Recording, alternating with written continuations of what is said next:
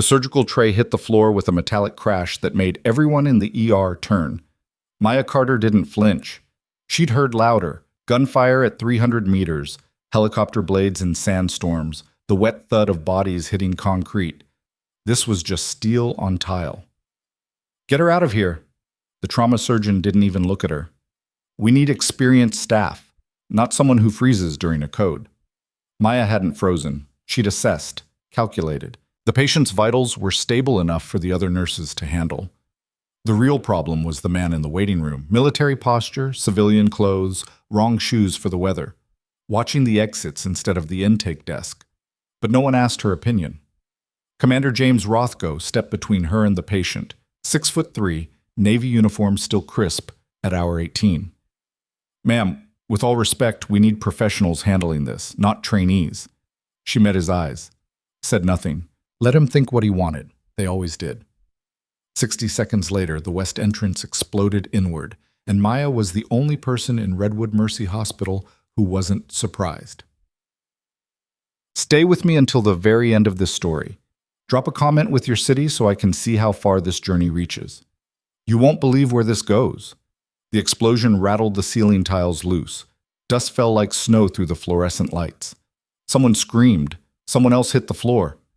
Maya counted 3 distinct detonation points before the fire alarm started shrieking. She was already moving. "Everybody down!" Rothko's voice cut through the chaos, but his hand was still reaching for a sidearm that wasn't there. Hospital policy. No weapons in the ER. The irony would have been funny if people weren't about to die. Maya grabbed the crash cart and shoved it toward the main hallway entrance, blocking the direct sight line. Not cover. Concealment. Different thing. Cover stopped bullets. Concealment just kept you from being seen long enough to matter. "What are you doing?" A resident named Torres stared at her like she'd grown a second head. "Creating angles." She yanked him down behind the nurse's station. "Stay low. Don't run." "We need to evacuate." "They're counting on that." Her voice was flat, empty of everything except information. "They blow the entrance, wait for people to flood the exits, cut them down in the corridors. Standard soft target protocol." Torres looked at her the way everyone looked at her, like she'd just spoken Mandarin. "How do you—" The first gunshot answered him. It came from the west corridor, the one she'd been watching since her shift started. 9mm, maybe a Glock 17 based on the report. Single shot, execution, not suppression. Someone had just killed the security guard at Station 3. Maya's hands didn't shake. They never shook. She'd stopped shaking the night in Kandahar when her spotter's head disappeared in a red mist, and she'd kept her scope steady long enough to complete the mission. You either broke or you turned to stone. She'd chosen stone. "How many?" Rothko was suddenly beside her, crouched low, eyes sharp. Whatever he'd thought about her 30 seconds ago was gone. Now he was listening. 4 on entry, at least 2 more in the parking structure. She nodded toward the security monitor behind the desk, still functioning, surprisingly. The screen showed 2 figures in tactical gear moving through the garage level. "They're not random. This is a hit." "On who?" "Not sure yet." She studied the feed. Professional movement. Trained. But not military. Something tighter, more paranoid. Private contractors or cartel, probably. "Could be the federal witness in room 309. Could be someone we haven't identified yet." Rothko stared at her. "Who the hell are you?" She didn't answer. The second wave was coming. The doors to the east stairwell burst open and 3 men flooded through. Black fatigues, ceramic plates, short-barreled rifles. Maya cataloged everything in half a second. AR platform, suppressed, NODs mounted but not activated. They were expecting resistance but not much. Soft target, easy work. They hadn't counted on her. "Stay down," she told Torres, then moved. Not fast. Fast got you killed. Smooth was fast. Smooth was thinking 2 moves ahead while your body did the work. The crash cart was still where she'd left it, 20 feet from the stairwell exit, positioned at an angle. She reached it in 4 strides, grabbed the defibrillator paddles, and yanked the power cord from the wall. 12 feet of insulated cable. Not much, but enough. The lead gunman swept his rifle toward the nurse's station. Never saw her coming. She looped the cable around his neck from behind and pulled. Not to choke, to control. His rifle jerked up as his hands instinctively went to his throat. She twisted, using his own momentum to spin him into his partner. They collided. The second man stumbled. Maya drove her knee into the first man's liver, right side, just below the plate carrier, and felt him fold. She stripped the rifle from his hands as he dropped, flipped it, and slammed the stock into the second man's jaw. Bone cracked. He went down hard. The third man got his weapon up. She was faster. Single shot to the plate carrier, center mass. He staggered. She closed the distance before he could recover and drove the rifle's muzzle up under his chin. Drop it. He dropped it. Face down. Hands behind your head. He complied. Smart. The whole thing took 8 seconds. When she turned around, the entire ER was staring at her. Rothko's mouth was half open. Torres looked like he might throw up. One of the nurses, Sarah, the one who'd spent the last week making passive-aggressive comments about Maya's lack of warmth, was pressed against the wall, eyes wide. Zip ties, Maya said. Someone find zip ties. Nobody moved. She sighed, grabbed the medical tape from the nearest supply cart, and secured the 3 men's wrists herself. Efficient, tight. They weren't going anywhere. What the hell was that? Rothko finally found his voice. Self-defense. She checked the rifle's magazine. 23 rounds. Not great. You should get your people to the secure rooms. Radiology, maybe. Interior, reinforced walls, limited access points. You just took down 3 armed men. 4 on entry, remember? 1 more out there, plus the 2 in the garage. She ejected the magazine, checked the chamber. And whoever's coordinating from outside. This isn't a smash and grab. It's an operation. You're a nurse. I'm a lot of things. She met his eyes. Right now, I'm the person keeping you alive.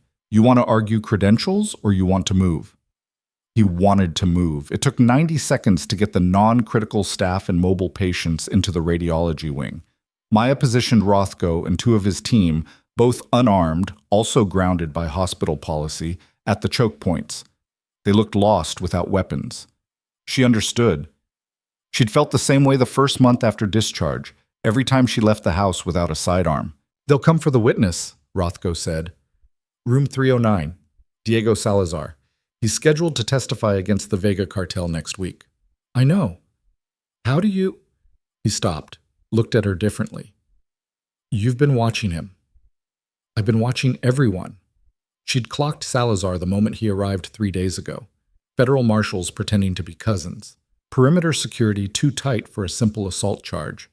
The way he never looked at the windows. Cartel won't let him talk. This is a cleanup. So what do? We don't do anything. She checked the corridor. Clear, for now. You stay here. Keep your people calm. I'll handle it. Alone? I work better alone. She was halfway to the stairwell when the lights went out. Emergency power kicked in after 3 seconds, long enough for anyone with NVGs to get a massive advantage. Maya didn't have NVGs. Didn't need them. She knew every inch of this building. She'd walked it 50 times in the last month, memorizing layouts, exit routes, blind spots, old habits, the kind that kept you breathing. She moved through the darkness like it was daylight, rifle up, controlled breathing. The 4th man from the entry team would be close, probably circling to flank, maybe heading for the witness. She needed to intercept before he linked up with the garage team. 4th floor, surgical wing. Empty this time of night, except for post-op recovery. She found him near the supply closet, trying the doors. Looking for access to the ventilation system, probably. Another way to the witness. Don't, she said. He spun. Faster than the others. Better trained. His rifle came up smooth, professional. She read the tension in his shoulders, the slight weight shift to his front foot. He was going to fire. She dropped low, swept his lead leg. He went down but kept the rifle. Rolled. Came up shooting. 3 rounds punched through the space where she'd been standing. She was already behind him, had been moving before he finished the roll. She drove her elbow into his temple, just behind the ear, where the skull was thinnest. Felt the impact shudder up her arm. He collapsed. She secured him with tape, took his radio, clicked it once. Static. Then, Falcon 3, report. She clicked twice. The signal for objective compromised holding position. It would buy her time. Not much, but enough. Copy. Regroup at Rally Point Bravo. We're going loud. Going loud. That meant explosives. Room clearing charges, probably. Maybe grenades. They were done being subtle. Maya keyed the radio.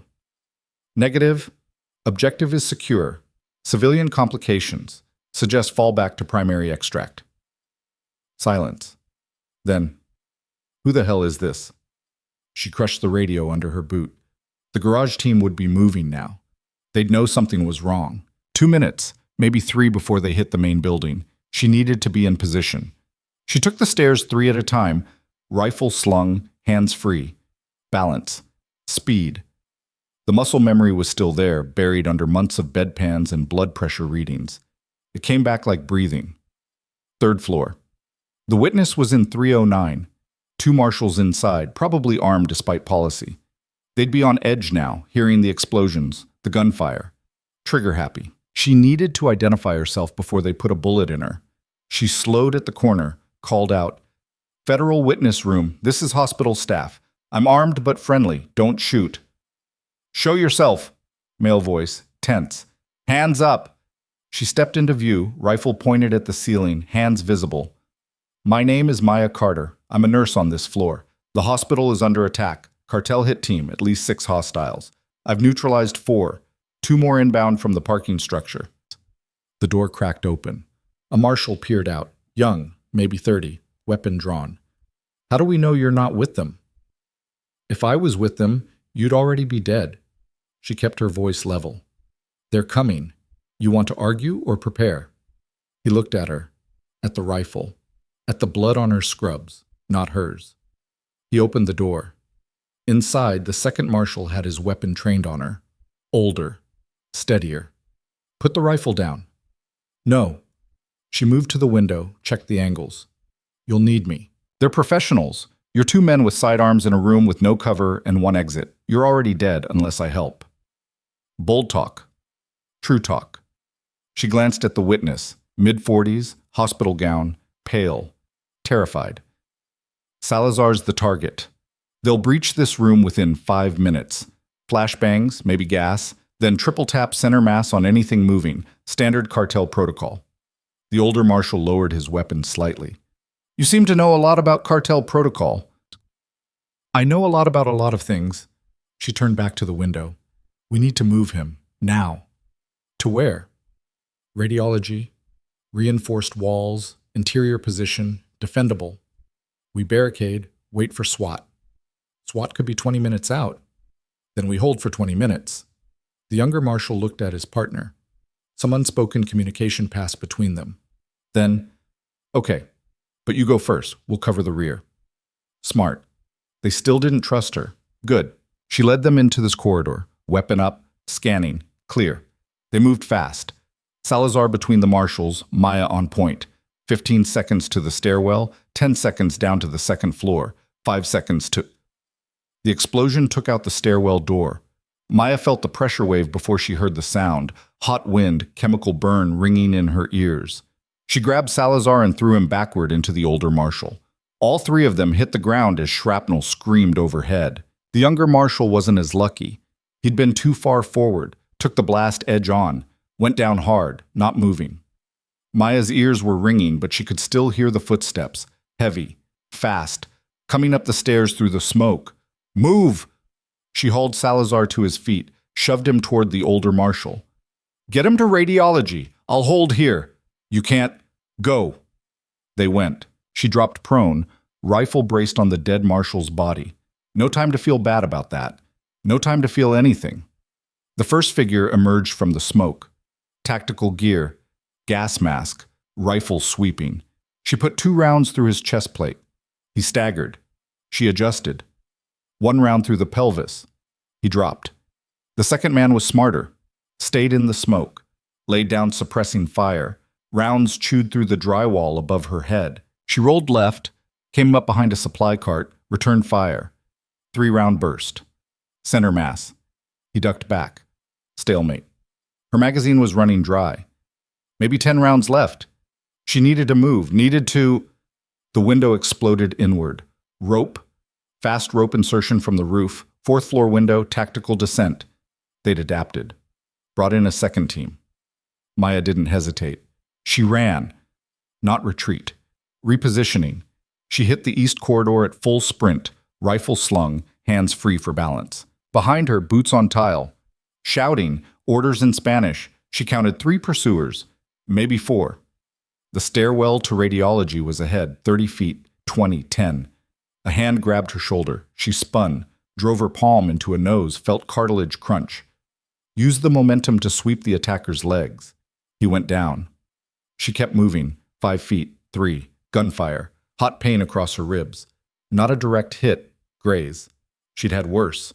She dove through the stairwell door and slammed it shut, no lock. She jammed the crash bar with her rifle, wedged it tight. It wouldn't hold long, didn't need to.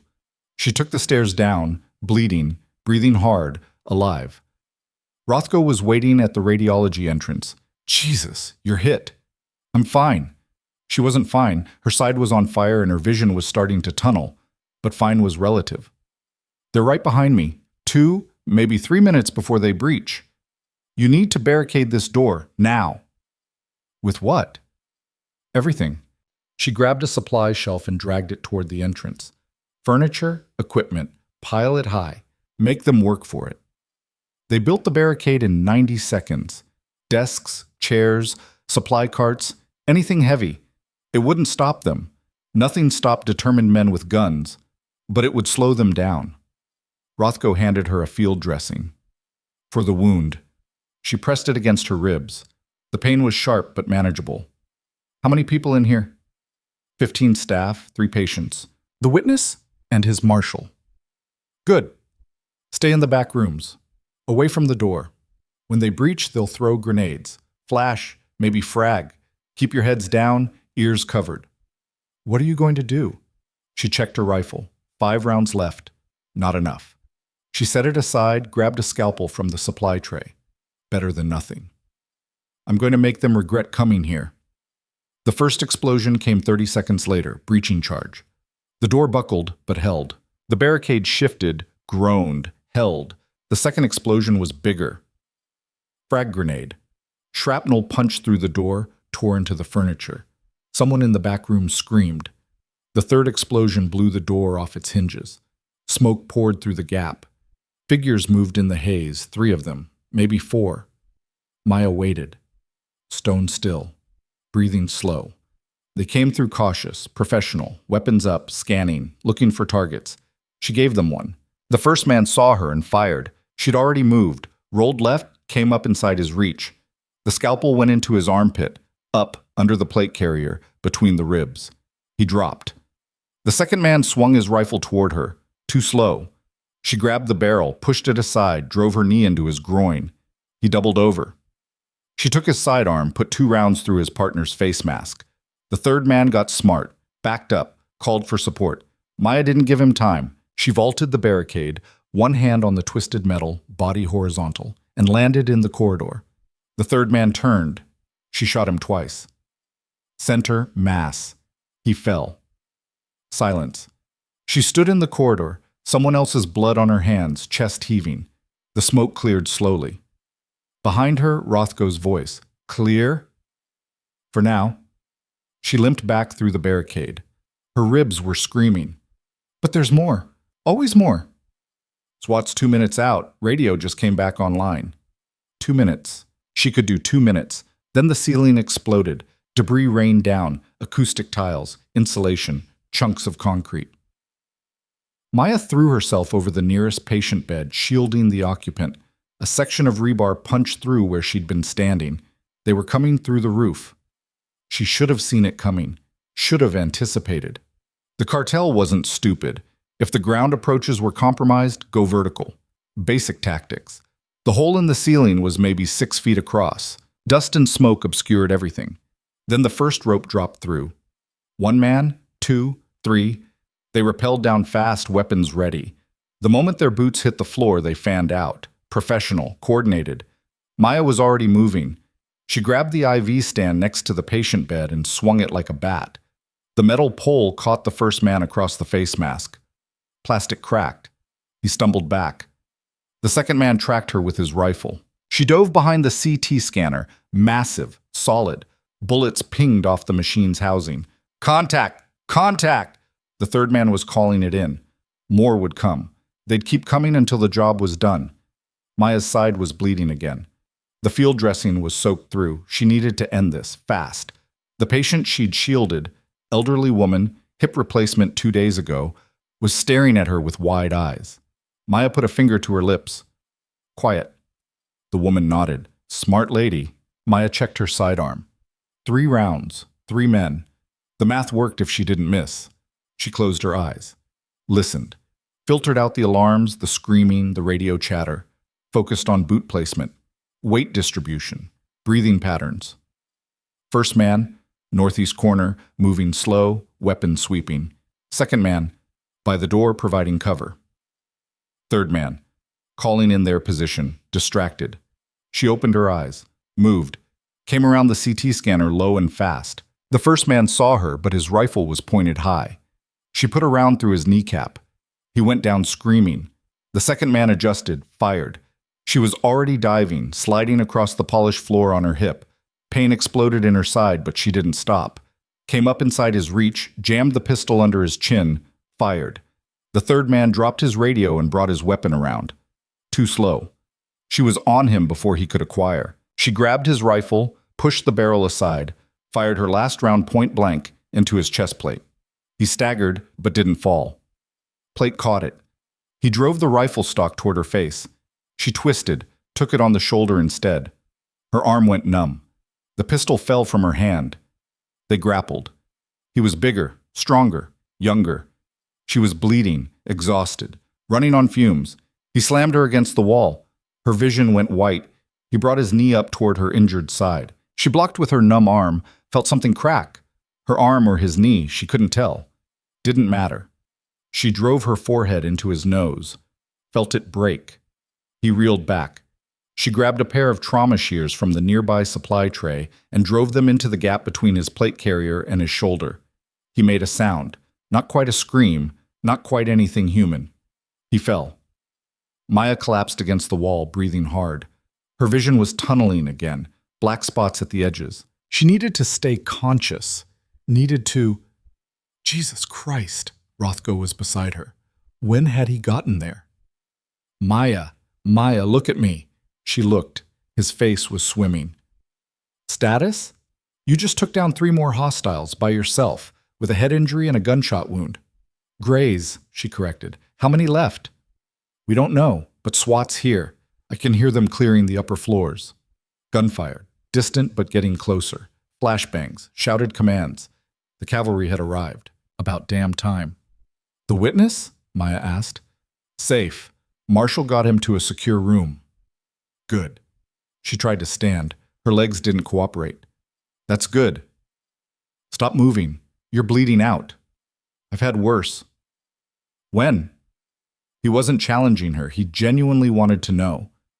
She thought about Kandahar, about the night her entire team had walked into an ambush and she'd been the only one to walk out. About the 3-mile crawl through hostile territory with a bullet in her thigh and her spotter's blood drying on her hands. A while ago, she said.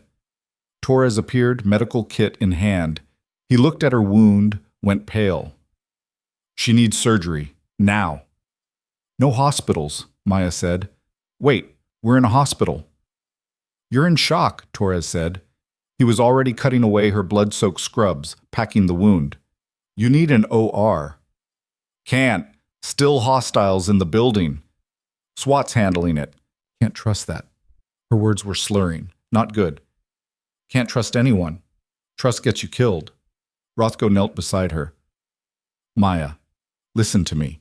You saved everyone in this building. The witness, the patients, my team, everyone.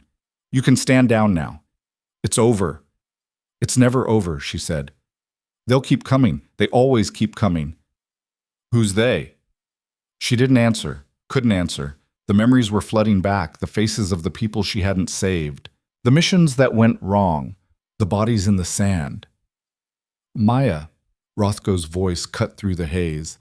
Stay with me. What's your real name, your full name? Carter. Maya Elizabeth Carter, Gunnery Sergeant, USMC. Service number? She stopped. Old reflex. Name, rank, serial number, the basics. Retired. When? 14 months ago. Medical discharge. What happened? She looked at him. Through him. I didn't miss. He didn't understand. How could he? He'd never sat in an overwatch position for 18 hours waiting for a target. Never made the call between one life and another. Never lived with the weight of being right. Being right was worse than being wrong. The target was in a school, she heard herself say. Not teaching, using kids as shields. Intel said he was alone. Intel was wrong. Rothko went very still. Maya. Head shot at 400 meters, through a window, wind at 7 knots. Perfect shot. Perfect. She laughed. It came out wrong. Broken. Didn't know about the kid. Didn't see him. He was small. Too small. That wasn't your fault. Bullet went through the target, through the wall. Kid was sitting in the next room. She could still see it. The after-action report. The photos. Collateral damage, they called it. Clean kill, they said. Mission success. But you didn't agree. I quit. Walked away. Couldn't do it anymore. She met his eyes. Came here to save people instead of killing them. Thought maybe I could balance the scales. Stupid. It's not stupid. It is when the killing follows you home. SWAT burst through the barricade. 4 operators in full tactical gear, weapons raised. Clear, clear. Anyone injured? Here! Torres waved them over. Gunshot wound. Head trauma. Possible internal bleeding. They swarmed Maya. Checked her vitals. Radioed for a stretcher. Talked over her like she wasn't there. She hated it. I can walk, she said. You can't, one of the operators said. He was young. Looked like he'd just graduated from the academy. Ma'am, please stay still. Don't call me ma'am. I work for a living. He blinked. What? Old joke. She tried to wave him off. Her arm still wasn't working right. Marine thing. You wouldn't get it. Rothko leaned close. Let them help you, Maya. You've done enough. There's no such thing as enough. The stretcher arrived. They tried to lift her. She fought them. Not hard. She didn't have the strength, but enough to make it difficult. Maya. Rothko's voice, command voice, the kind that expected obedience. Stand down. That's an order. She laughed. You're not my CO. No, but I'm asking. Please. Please. When was the last time someone had said please to her? When was the last time someone had asked instead of ordered? She stopped fighting. They lifted her onto the stretcher. The world tilted. She closed her eyes. When she opened them again, she was moving. Corridor ceiling passing overhead. Fluorescent lights strobing past. The stretcher wheels rattled over debris. Faces appeared above her. Sarah, the nurse who'd called her cold. She looked terrified. Is she going to be okay? She needs surgery, Torres said. Lost a lot of blood. She saved us. Sarah's voice cracked. I didn't think. None of us did, Torres said. They wheeled her into an elevator. The doors closed. Silence except for the mechanical hum. One of the SWAT operators was staring at her. You really took down 8 hostiles by yourself? Wasn't keeping count, Maya said. They're saying you're ex-military, special forces or something. Marines, scout sniper, nothing special. Scout snipers are special. We're just regular people who don't miss. She coughed, tasted blood. Not good. How many did SWAT get? 3 on the upper floors, 2 in the parking garage. He paused. You got the rest. 11 total. She'd neutralized 8. Not bad for a Tuesday. The elevator doors opened. They wheeled her out into another corridor. This one was cleaner, quieter. The OR prep area. A surgeon was waiting, older woman, gray hair, tired eyes. She looked at Maya's wound and swore softly. How long has she been like this? 15, maybe 20 minutes, Torres said. She should be unconscious. I know. The surgeon looked at Maya. Can you hear me? Unfortunately. We need to operate. There's a bullet fragment near your kidney. If it shifts, you're done. Understand? Crystal. I need you to sign a consent form. Can't. Arm's not working. The surgeon looked at her ruined shoulder, swore again. Verbal consent? Sure. Cut me open. Fix it. Try not to kill me. I'll do my best. They wheeled her into the OR. Bright lights. Cold air. The smell of antiseptic. She'd been here before. Different hospital. Different war. Same sterile efficiency. The anesthesiologist appeared above her. Young guy. Nervous hands. I'm going to put you under now. Count backward from 10. I know the drill. 10. 9. She made it to 7 before the world went black. She dreamed of Kandahar, of sand and heat and the weight of her rifle, of her spotter, Marcus, 23 years old, kid from Ohio who'd never seen the ocean before boot camp, laughing at something stupid she'd said. Then his head was gone, and she was alone on the rooftop, and the mission clock was still ticking. She took the shot anyway. She always took the shot. When she woke up, the first thing she saw was white ceiling tiles. Hospital room. Civilian. Safe. The second thing she saw was Rothko sitting in the corner chair. He looked exhausted. "You're still here," she said. Her voice came out rough. Dry. He handed her a cup of water. 12 hours?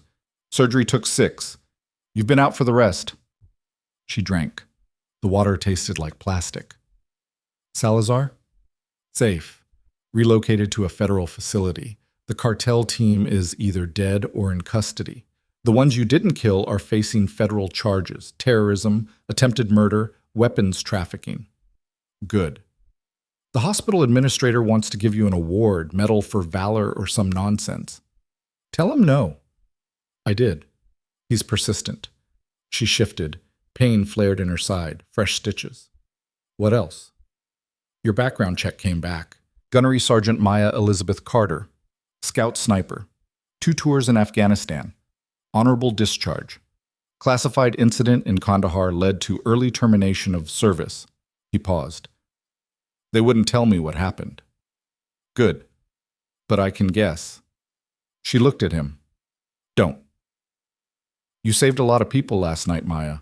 More than you know. The hospital was full, 300 patients. God knows how many staff. If that hit team had succeeded, it would have been a massacre. I was just doing my job. Your job is nurse. What you did last night was something else. It's all the same. Keep people alive. That's the job. He leaned forward. Why nursing? After everything you've been through, why come here? She thought about it, about the real answer, not the one she told herself late at night when the memories got bad. Because I was tired of taking lives, she said finally. Thought maybe I could give some back. And? Turns out I'm better at the other thing. I don't believe that. Doesn't matter what you believe. Numbers don't lie. She closed her eyes. How many people have I saved since I started working here? Maybe a dozen. How many have I killed? More than I can count. The math doesn't work. The math is wrong, Rothko said. You're counting the wrong column. She opened her eyes. What? You're adding up the people you killed like they're debts. They're not. They were threats. Enemy combatants. People who would have killed innocents if you hadn't stopped them. He stood, paced to the window. Last night you stopped 11 men from murdering a federal witness and everyone in this building.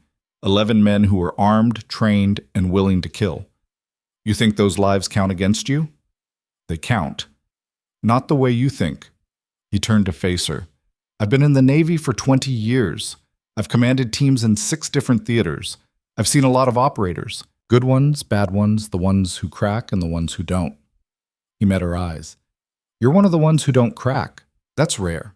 That's valuable. That's dangerous. Only if you use it wrong. He came back to the bedside. You walked away from the military because you couldn't live with the collateral damage. I get that. But walking away doesn't change what you are. You're a warrior, Maya. That's not a bad thing. Feels bad. Because you care. The ones who don't feel bad are the ones we have to worry about. He pulled an envelope from his jacket. This is a job offer. Private security. My company. We protect high-value targets, diplomats, witnesses, executives in hostile territories. We save lives by preventing deaths.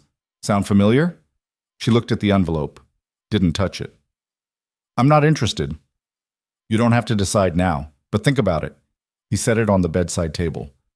You're wasted here, Maya. You're a scalpel working as a hammer. Let me put you where you can do the most good. The most good or the most damage? Depends on who you're asking. He headed for the door, stopped. For what it's worth, I'm glad you were here last night. A lot of people are alive because of you. A lot of people are dead because of me too. Yeah, the right people. He opened the door. Get some rest.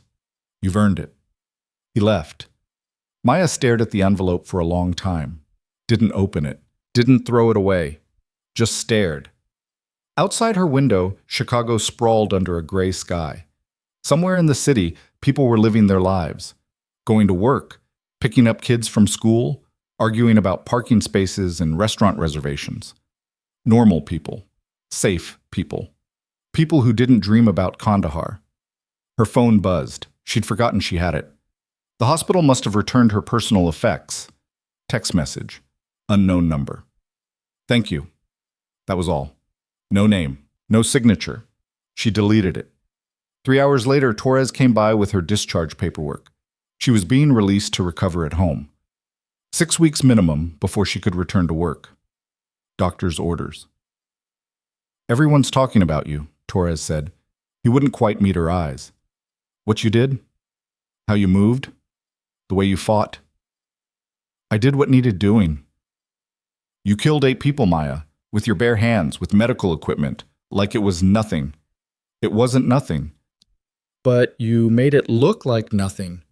He finally looked at her. That's what scares me. How easy it was for you. It's never easy.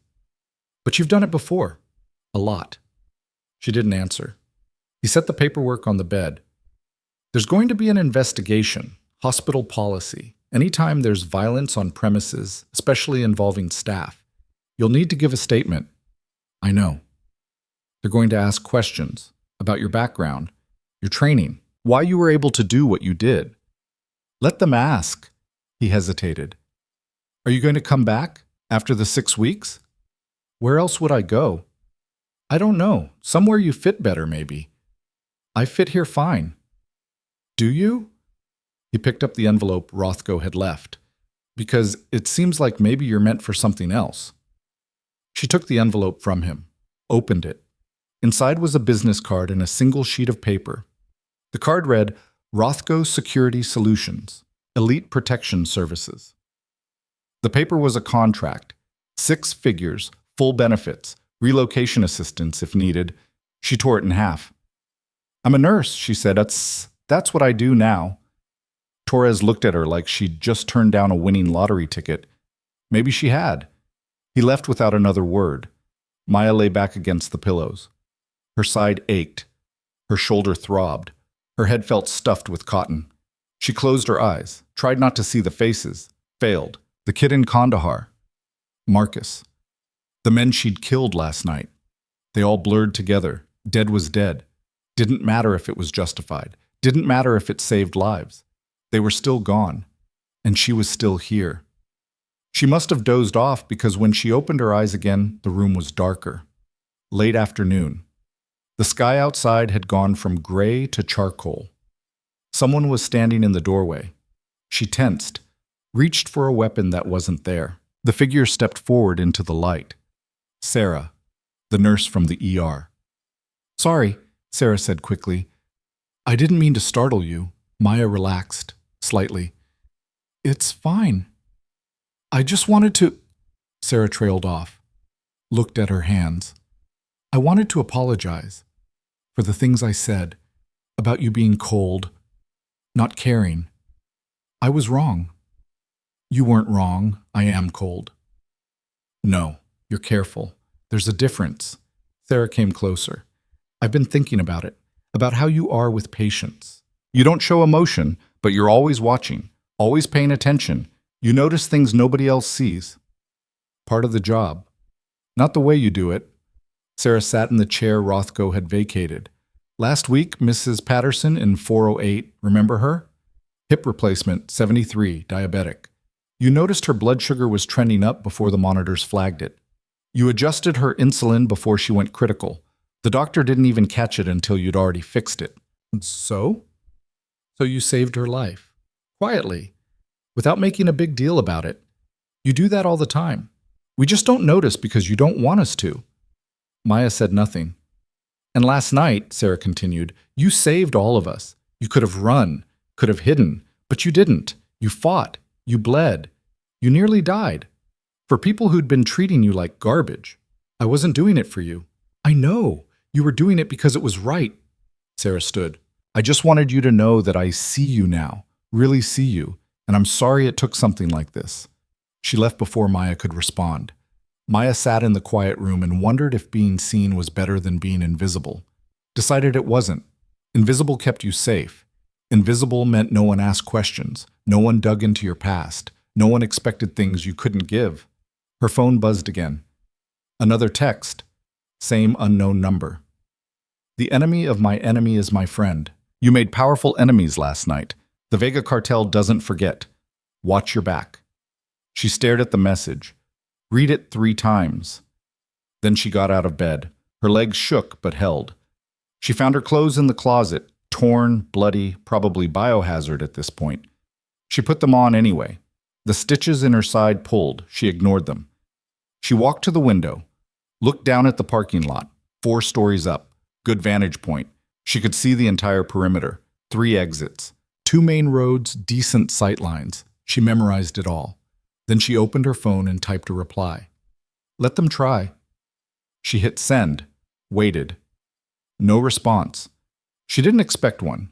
She went back to bed, lay down carefully, stared at the ceiling. Somewhere in the city, people were planning, moving pieces, making calls. The Vega Cartel didn't fail operations. They regrouped, adapted, came back harder. They'd come for her eventually. She'd be ready. She was always ready. That was the problem. Being ready meant you never stopped fighting, never stopped scanning for threats, never let your guard down long enough to be human. She'd been ready in Kandahar, ready when Marcus died, ready when the kid died, ready for all of it. Ready didn't mean you won, it just meant you survived. And survival was its own kind of prison. The door opened again. She tensed, relaxed when she saw who it was. Hospital administrator. What was his name? Brennan. Dr. Richard Brennan. Ms. Carter. He stepped inside, closed the door. How are you feeling? Fine. The surgeons tell me you're very lucky. The bullet fragment was millimeters from your renal artery. If it had shifted during the fight, but it didn't. No, it didn't. He pulled up a chair. I wanted to thank you, personally. What you did last night was extraordinary. I was just doing my job. Your job is to provide patient care, not engage armed terrorists. They were in my hospital, threatening my patients. What was I supposed to do? Call for help, hide. Anything except what you did. That's not who I am. He studied her. No, I don't suppose it is. He pulled out a folder. This is your personnel file. I've been reading it. Excellent marks in training, perfect attendance, not a single complaint from patients, but your coworkers describe you as distant, unapproachable, cold. Is there a point to this? I'm trying to understand who you really are, Ms. Carter, because the woman in this file doesn't match the woman who single-handedly stopped a cartel hit team. People are complicated. Some more than others. He leaned forward. I know you're ex-military. I know there's more to your story than what's in your application. And I know that what happened last night is going to bring a lot of attention. Media, law enforcement, maybe people you'd rather not deal with. I can handle it. I'm sure you can, but the question is whether you should have to. He set the folder on her lap. I'm offering you a choice. You can stay here, continue your work as a nurse, deal with the investigation, the interviews, the scrutiny, or you can take a leave of absence, paid, 6 months, let things cool down, let the story fade. Come back when you're ready. She looked at the folder, at the clean, simple paperwork that would let her disappear again. It was tempting. I need to think about it, she said. Take your time, but not too long. The media's already sniffing around. Someone leaked your name.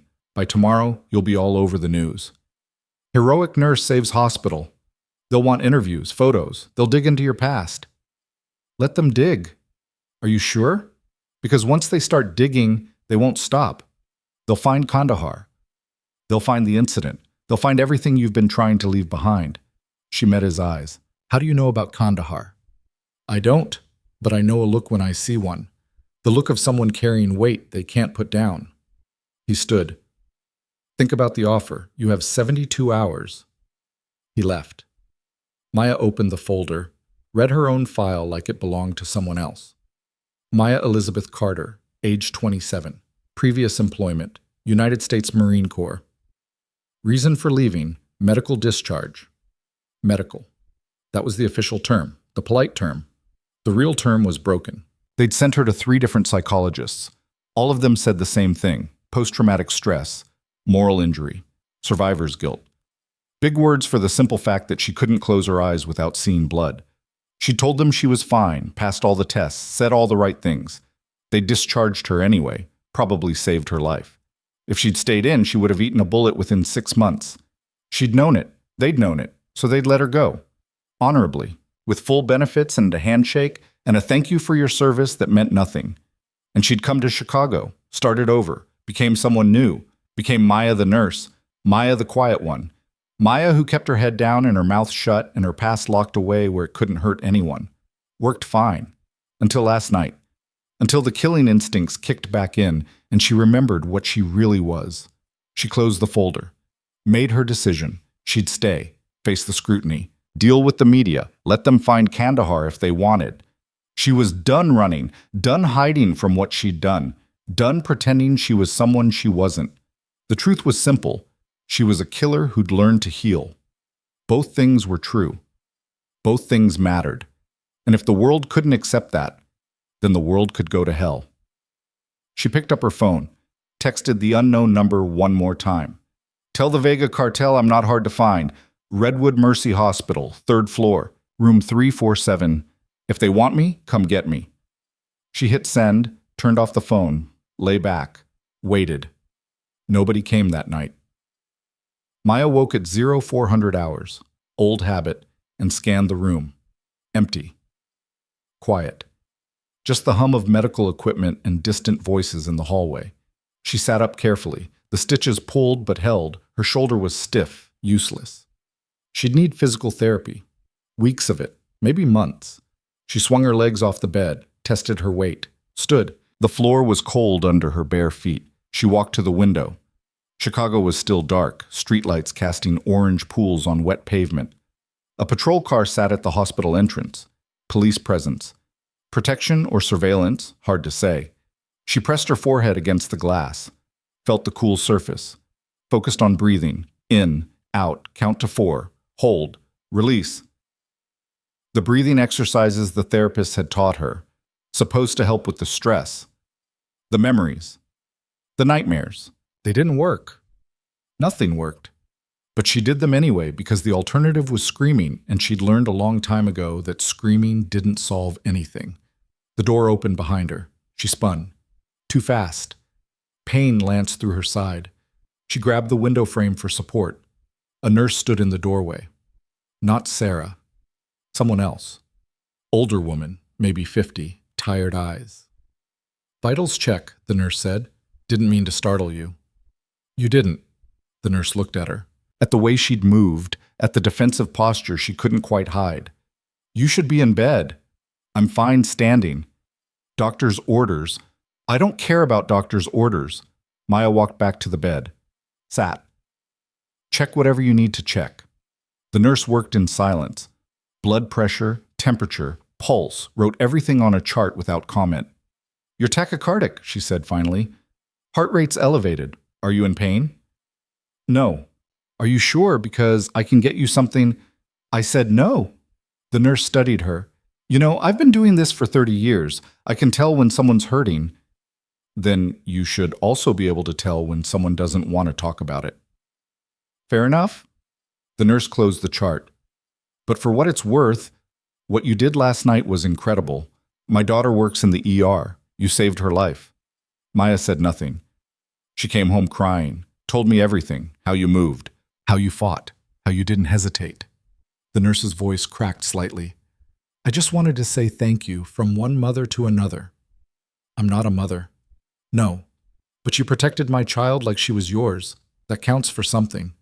The nurse left before Maya could respond.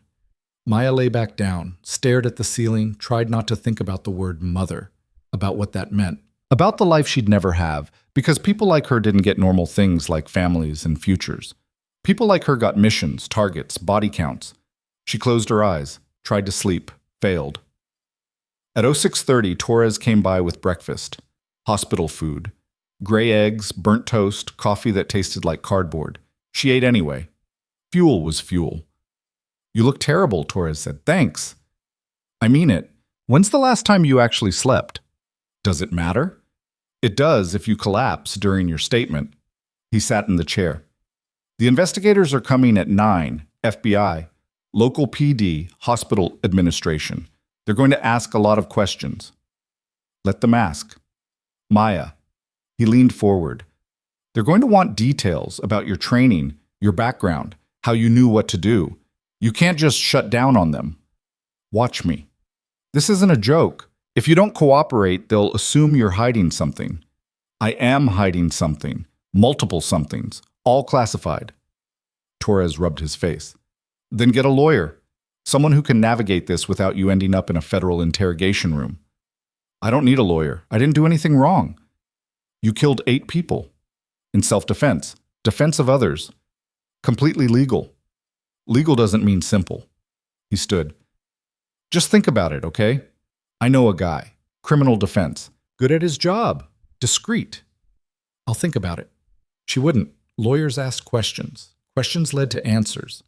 Answers led to Kandahar, and she wasn't ready to talk about Kandahar with anyone. Might never be ready. Torres left.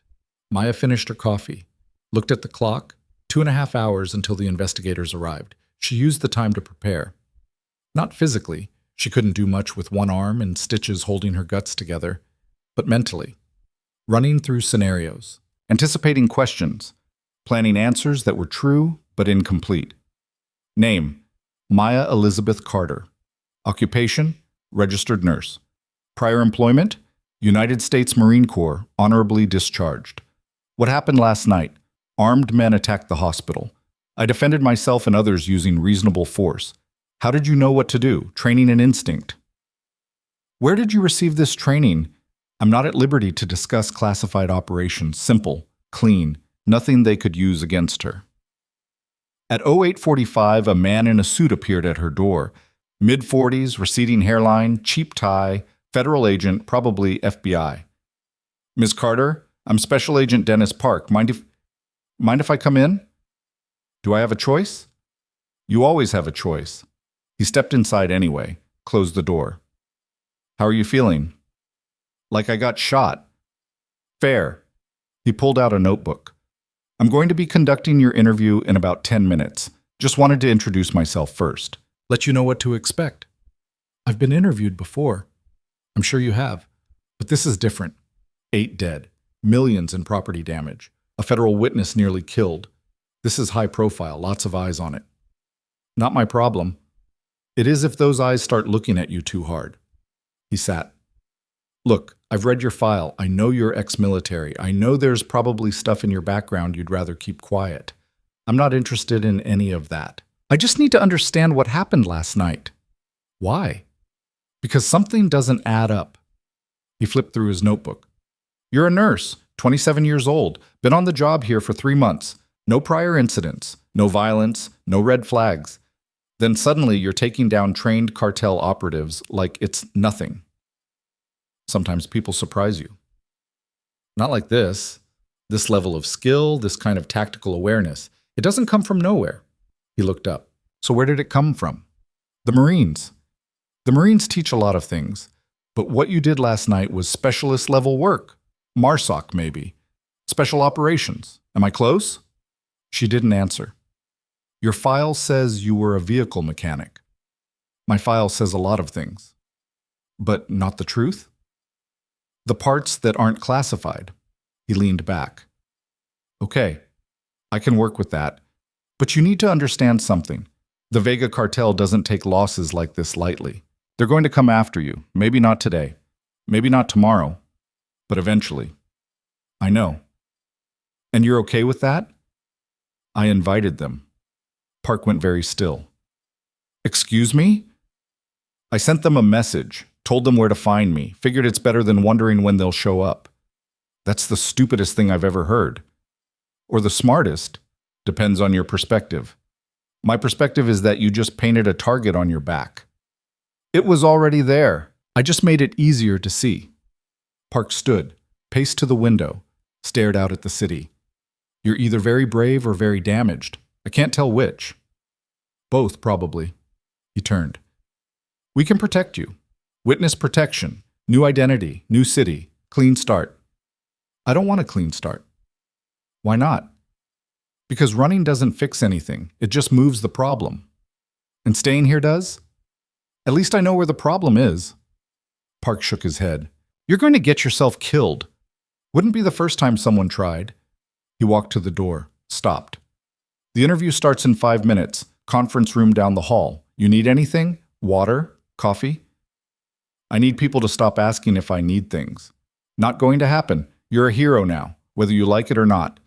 He left. Maya stood, tested her legs. They held. She walked to the bathroom, splashed water on her face, looked at herself in the mirror, same face, same eyes, different person staring back. The woman in the mirror had killed 8 people in one night, had moved through combat like she'd never left the service, had dropped the civilian mask and shown the world what she really was, a weapon. She dried her face, walked to the door, opened it. The hallway was empty except for a uniformed officer sitting in a chair. Young guy. Nervous. He stood when he saw her. Ma'am, I'm supposed to escort you to the conference room.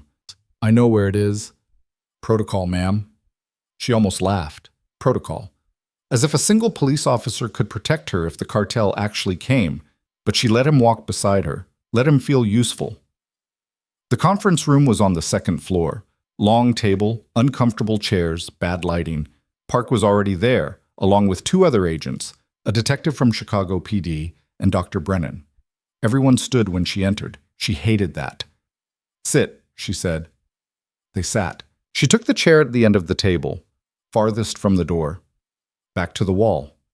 Old habit. Park made introductions. The other agents were Ramirez and Kim. The detective was O'Sullivan. Everyone had titles and credentials and serious faces. Maya didn't care about any of it. Let's make this quick, she said. I have physical therapy at 11. Park opened a folder. Walk us through last night. Start from when you arrived for your shift. She did. Gave them the facts. Times, locations, actions. No emotion, no embellishment, just data. They listened, took notes, didn't interrupt. When she finished, Park asked, At what point did you realize the hospital was under attack? Before the first explosion? How? Man in the waiting room, wrong posture, wrong clothes, watching the wrong things. And that was enough to make you suspicious? That and the 3 others I'd spotted in the parking garage an hour earlier. O'Sullivan frowned. You saw 3 suspicious individuals and didn't report it? I mentioned it to security. They said they'd check it out. Did they? Not fast enough. Ramirez leaned forward. These men you spotted, describe them. 20s to 30s, fit, military bearing, civilian clothes but tactical boots, watching entry points instead of the hospital itself. And from that, you concluded they were planning an attack? I concluded they weren't visiting patients. Kim spoke up. Your file says you were a vehicle mechanic in the Marines. Where did you learn tactical observation? Everyone in the Marines learns basic situational awareness. This wasn't basic. Then maybe I paid better attention than most. Park jumped in. Let's talk about the actual engagement. You neutralized 4 hostiles in the initial breach. How? Improvised weapons, close quarters combat, standard defensive tactics. There's nothing standard about disarming 3 men in 8 seconds. There is if you know what you're doing. And where did you learn what you're doing? She met his eyes. I'm not at liberty to discuss specific training programs. Why not? Classification, security clearance, take your pick. O'Sullivan cut in. You're not active duty anymore. Classification doesn't apply. It applies until the government says it doesn't. Park held up a hand. Okay, let's move on. The second engagement. You went after the 4th hostile alone. Why? He was heading for the witness. Someone had to stop him. You could have called for backup. Backup was unarmed and pinned down. I was the only option. So you took him out. I neutralized the threat. Yes. By breaking his skull. By using necessary force to stop an immediate danger. The questions continued, hour after hour. They circled back, tried different angles, looked for inconsistencies. Maya gave them nothing. She'd been trained for this. Interrogation resistance. How to answer questions without revealing information. How to maintain cover under pressure. These investigators were good, but they weren't SERE instructors. At 10:45, Park called for a break. 15 minutes, he said. Get some water. Stretch your legs. Everyone filed out except Brennan. He waited until the door closed. You're doing well. I'm tired. I know, but you're almost through the worst of it. He paused. Have you thought about my offer, the leave of absence? I'm staying. The media's outside, cameras, reporters. They've been there since dawn. The moment you leave this hospital, they're going to swarm. Let them. They'll ask about Kandahar. I won't answer. They'll dig until they find someone who will. Good luck with that. Everyone who knew what happened is either dead or bound by classification. Brennan looked at her with something that might have been pity. You can't fight the whole world, Maya. Watch me. He left. Maya stood, walked to the window. The media was there, just like Brennan said. Vans, cameras, people with microphones, vultures. Her phone buzzed. She turned it back on during the break. Another text. Unknown number, different from before. You're all over the news. Hero nurse saves hospital. They're calling you a guardian angel. How does it feel to be famous? She deleted it. The door opened. Park came back in, followed by the others. Ready to continue? He asked. No, but let's do it anyway. They spent another hour going over the details. The rooftop insertion, the barricade, the final assault. Maya answered everything, gave them what they needed without giving them what they wanted. Finally, at 12:30, Park closed his notebook. I think we're done here, unless anyone has additional questions. Nobody did. Okay, Ms. Carter, thank you for your cooperation. We'll be in touch if we need clarification on anything. Great. They stood to leave. Park lingered. One more thing, he said. Off the record. Nothing's off the record with FBI. Fair point. He lowered his voice. The man you saved, Diego Salazar. He wants to meet you. Why?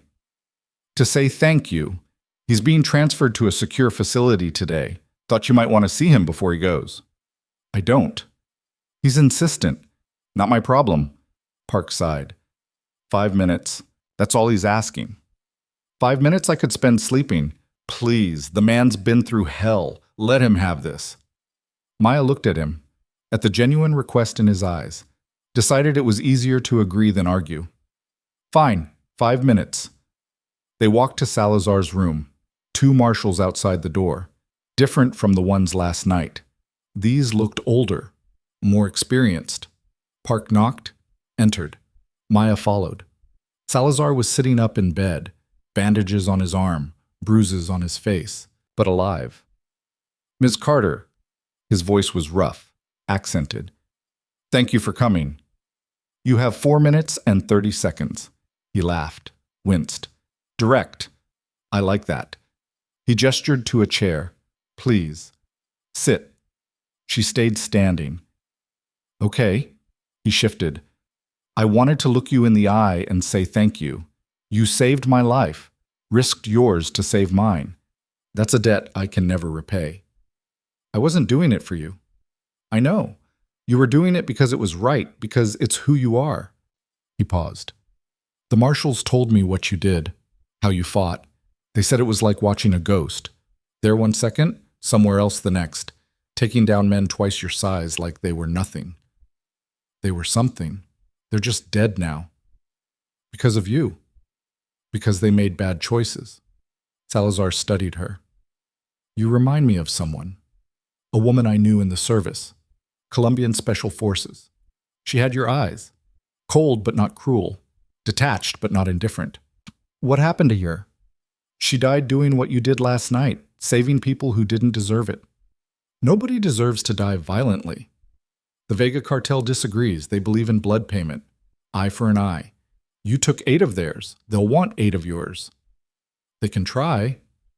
They won't try. They'll succeed, unless you're very careful. I'm always careful. Careful wasn't enough for my friend.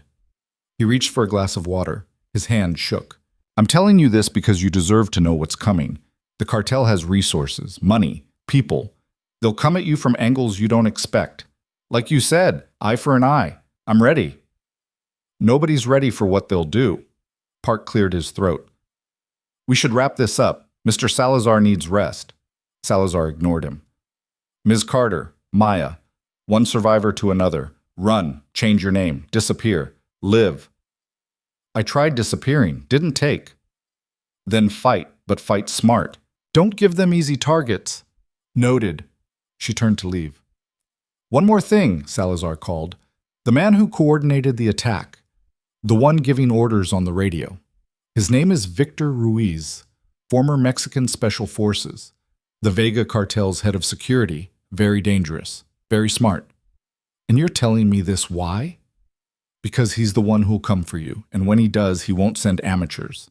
Maya nodded, left the room. In the hallway, Park caught up to her. That was more than 5 minutes. Sue me. He's right, you know, about the danger, about Ruiz. I know. So what are you going to do? What I always do. Stay alert, stay ready, stay alive. That's not a plan. It's the only plan I've got. She walked back to her room, alone. The officer who'd escorted her before was gone, probably lunch break. She appreciated the solitude. Inside, she found a package on her bed. Brown paper. No label, no return address. She didn't touch it. Instead, she called the nurse's station. Did someone deliver a package to my room? No, Ms. Carter. We don't allow unauthorized deliveries. Then how did one get here? Silence. Then, I'll send security. Security arrived 3 minutes later. 2 guards, one old, one young, both armed with nothing more than radios. Stay back, the older guard said. He approached the package carefully, checked for wires, sniffed for chemicals. Seems clean, he said. He picked it up, shook it gently. Don't, Maya said. Too late. The package ticked. Everyone froze. Put it down, Maya said, slowly. The guard set it on the bed, backed away. I didn't see any. Get out. Now. Clear the floor. They ran. Maya approached the package, listened. The ticking was mechanical, regular. Could be a clock. Could be a timer. Could be nothing. She grabbed a pair of scissors from the bedside table, cut the paper carefully, peeled it back. Inside was a shoebox. And inside that, a burner phone. No bomb. Just a phone. It rang. She answered. Hello, Maya. Male voice, calm, professional. My name is Victor Ruiz. I believe we should talk. Nobody came that night. Maya spent the hours between midnight and dawn watching the door, listening to footsteps in the hallway, mapping every sound. The nurse who checked her vitals at 2 a.m. jumped when she saw Maya sitting up, eyes open, alert. Can't sleep? The nurse asked. Don't need to. The nurse, young, blonde, name tag read Jennifer, frowned at the monitors. Your heart rate's elevated. Are you in pain? No. Anxious? Maya almost laughed. Anxious implied uncertainty. She wasn't uncertain. She knew exactly what was coming, just didn't know when. I'm fine, she said. Jennifer didn't look convinced, but she left anyway. Probably went to chart that the patient was exhibiting signs of hypervigilance and paranoia. Let them chart whatever they wanted. Dawn came gray and cold. Chicago in November. The kind of morning that made you remember why people moved to Florida. Her phone, still off, sat on the bedside table like a coiled snake. She turned it on. Watched the messages flood in. 15 texts, 8 voicemails, 3 emails. Most were from reporters. A few from former Marine buddies who'd heard her name on the news. One from a number she recognized immediately. Her old CO, Colonel Vance. She deleted it without listening. The door opened. Dr. Brennan again, but this time he wasn't alone. 2 men in dark suits followed him in. Federal agents, probably. They had that look. Pressed clothes, polite expressions, eyes that cataloged everything.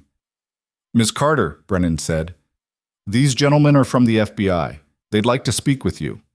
The older agent stepped forward. 50s, silver hair, wedding ring worn thin. Special Agent Marcus Webb, this is my partner, Agent Lisa Tran. We're investigating last night's attack. Maya said nothing. We understand you engaged the hostile force, Webb continued. Neutralized 8 combatants. That's impressive. It was necessary. I'm sure it was. But we need to understand the sequence of events, your training, your decision-making process. He pulled out a digital recorder. Do you mind if we record this? Yes? He paused. Excuse me? I mind. Put it away.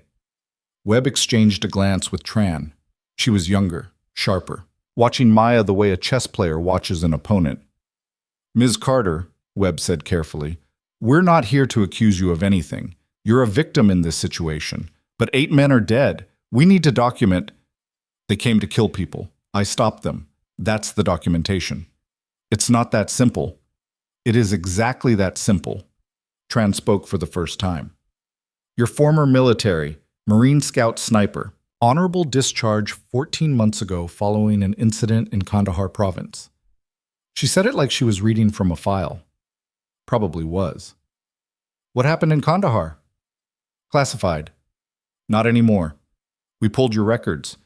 You killed a high-value target. Collateral damage included 1 civilian casualty, male child, age 7. The room temperature dropped 10 degrees. Maya stood. The stitches in her side screamed, but she didn't let it show. Get out. Ms. Carter, out, now, or I'll make you leave. Webb raised his hands, placating. We're just trying to understand. You don't need to understand anything. I gave my statement to Chicago PD last night. Anything else you want? Get a subpoena. That won't be necessary, Brennan interjected quickly.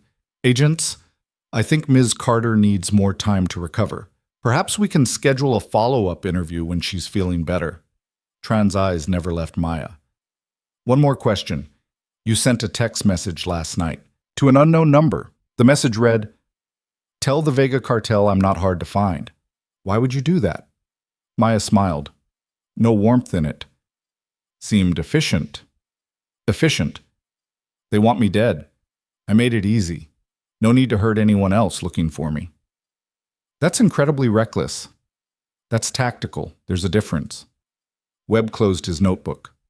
We'll be in touch, Ms. Carter. Stay available. They left. Brennan lingered. That was foolish, he said quietly. Antagonizing federal agents. They were antagonizing me first. They're trying to do their job. So was I. She sat back down. The adrenaline was fading. Her side hurt. Everything hurt. When can I leave? Medically, today if you want, but I'd recommend... I want, he sighed. I'll have Torres process your discharge. But Maya, be careful. The Vega Cartel doesn't make idle threats. Neither do I. He left. She was alone again. She dressed slowly. Her clothes from last night were gone. Evidence, probably. Someone had brought her spare scrubs from her locker. They smelled like industrial detergent and broken promises. Torres arrived with the paperwork. He wouldn't look at her directly. Sign here, he said. And here. Initial here. She signed. You scared of me now? Should I be? Probably. He finally met her eyes. Sarah told me what you did. In Kandahar. About the kid. Sarah needs to mind her own business. She's worried about you. She shouldn't be. Maybe someone should be. He handed her the final form. You got somewhere safe to go? The FBI's right. The cartel's going to come after you. Let them. Maya Chu. I'm not running, Torres. Not anymore. I spent 14 months running, hiding, pretending I was someone else. I'm done. So what? You're just going to sit in your apartment and wait for them to kill you? No, I'm going to sit in my apartment and wait for them to try. He shook his head. You're insane. Probably. She took the discharge papers. Thanks for patching me up. Don't thank me. Thank the surgeons who put you back together. She walked out of Redwood Mercy Hospital at 9:30 a.m. The media was waiting. Cameras, microphones, reporters shouting questions over each other. Miss Carter, how does it feel to be a hero? Did you know the attackers were Cartel? Is it true you killed 8 men with your bare hands? What happened in Kandahar? That last one made her stop. She scanned the crowd, found the reporter who'd asked. Young guy, ambitious, probably thought he'd just asked the killer question. No comment, she said. She pushed through the crowd. Someone grabbed her arm. She spun, ready to break fingers. Stopped when she saw who it was. Sarah. I drove your car here, Sarah said, dangling keys. Figured you'd need a ride. Maya took the keys. You didn't have to do that. I know, but I wanted to. Sarah lowered her voice. There's someone waiting by your car. Big guy, military bearing. He's been there for an hour. Maya's hand went to her waistband. No weapon. Hospital policy. What does he look like? 40-ish, scarred face, missing part of his left ear. Marcus, her old spotter, the one who'd died in Kandahar, except he hadn't died. Intel had been wrong about that too. She found him leaning against her decade-old Honda, smoking a cigarette he wasn't supposed to have. The doctors had told him his lungs were compromised after the explosion. He'd told them to worry about their own lungs. He looked older, harder. The scar tissue on the left side of his face had tightened, pulling his mouth into a permanent half-grimace. You're supposed to be dead, Maya said. Disappointed? Relieved. He crushed the cigarette under his boot. Saw you on the news, thought I'd check in. Make sure you weren't actually insane. Verdict? Still out. He pushed off the car. You really challenged the Vega cartel to come kill you? Seemed like the thing to do at the time. It was stupid. I've done stupider. He almost smiled. Almost. Kandahar was stupider. Kandahar was necessary. Kandahar got me blown up, and you discharged. Not sure I'd call that necessary. They stood in the parking lot, 2 broken soldiers pretending they weren't broken. How'd you find me? Maya asked. You're not exactly hard to track. Marine database still had your emergency contact info. Your landlord's very chatty when you mention you're an old friend. We were never friends. No, we were better than friends. We kept each other alive. He gestured to the hospital. Until we didn't. I thought you were dead, Marcus. I saw... You saw what you needed to see to keep taking shots. I know. I would have done the same. He reached into his jacket. Maya tensed. He pulled out a folder. Relax. It's not a weapon. It's information. She took the folder, opened it. Inside were surveillance photos. Faces she didn't recognize. Names she did. Vega cartel leadership. Where'd you get these? I work for a private contractor now. We've been tracking the Vega organization for 8 months. Your little hospital drama disrupted a major operation. They had Diego Salazar isolated, ready to execute. You complicated things. Good. Not good. Complicated. The cartel's already putting out feelers, looking for you. They've got contacts in Chicago PD, in the FBI, maybe in the hospital. Maya flipped through the photos. Stopped on one. A woman. Late 30s, beautiful, cold eyes. Who's this? Elena Vega runs the Chicago operation. She's the one who ordered the hit on Salazar, and she's the one who wants you dead. Then she knows where to find me. That's what I'm trying to tell you. She does know. She's known since last night. The only reason you're still alive is because she's being careful. You embarrassed her, made her look weak. She's going to want to make an example. Let her try. Marcus grabbed her shoulder. She almost broke his wrist before she recognized the gesture as concern, not threat. Maya, listen to me. You're good. Maybe the best shooter I ever worked with. But you're one person. Elena has an army. You can't win this. I'm not trying to win. I'm trying to survive. Same thing. Not even close. He let go. Stepped back. You're really going to do this? Just wait for them to come. What else would I do? Run. Disappear. Change your name. Move to Alaska. Literally anything except paint a target on your back. I spent 14 months running, Marcus. Didn't make the nightmare stop. Didn't bring back the kid. Didn't fix anything. She closed the folder. Maybe standing still will work better. Or maybe it'll just get you killed faster. Maybe. They stood in silence. The parking lot was emptying. Morning shift heading home. Day shift arriving. The rhythm of normal life. I can't protect you, Marcus said finally.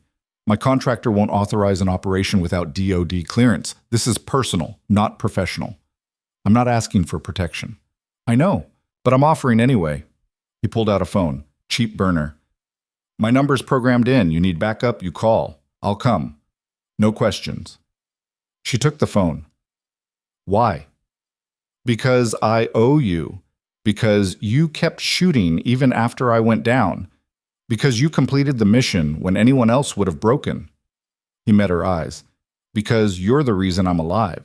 Least I can do is try to keep you that way. He left, walked to a black SUV parked 3 rows over, drove away without looking back. Maya stood alone in the parking lot, holding a burner phone and a folder full of targets. She got in her car, drove home. Her apartment was exactly how she'd left it.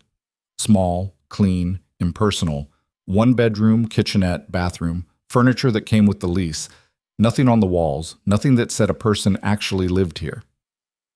She locked the door, 3 deadbolts, chain. She'd installed them herself her first week in Chicago, old habits. The first thing she did was check the windows, all locked. She opened each one, checked the fire escape, clear, closed them again, left them unlocked. Exit routes mattered more than entry points. The second thing she did was inventory her weapons. She didn't have many. Civilians weren't supposed to have many. But she had enough.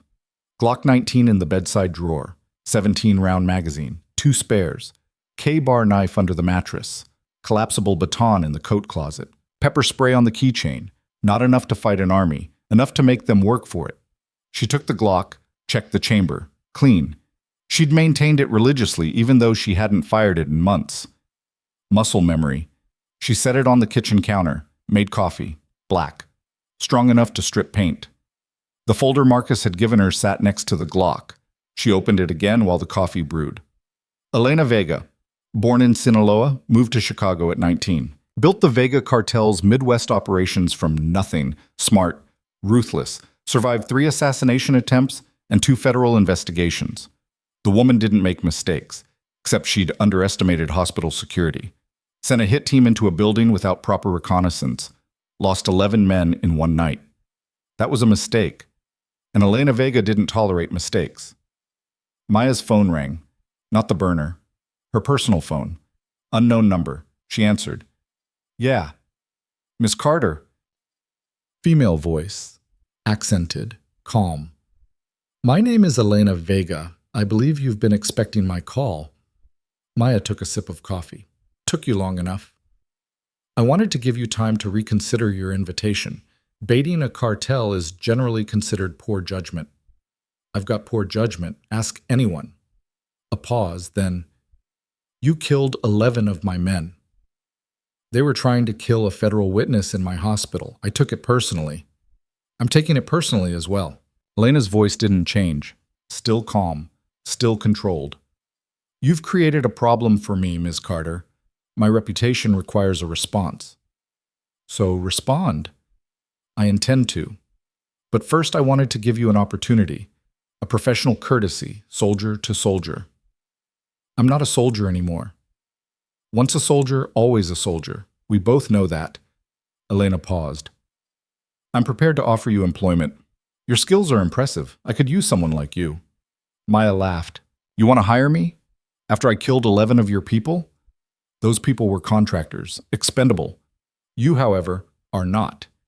You're a Marine Scout sniper with combat experience and a demonstrated ability to operate under pressure. That's valuable. Not interested. The pay is excellent.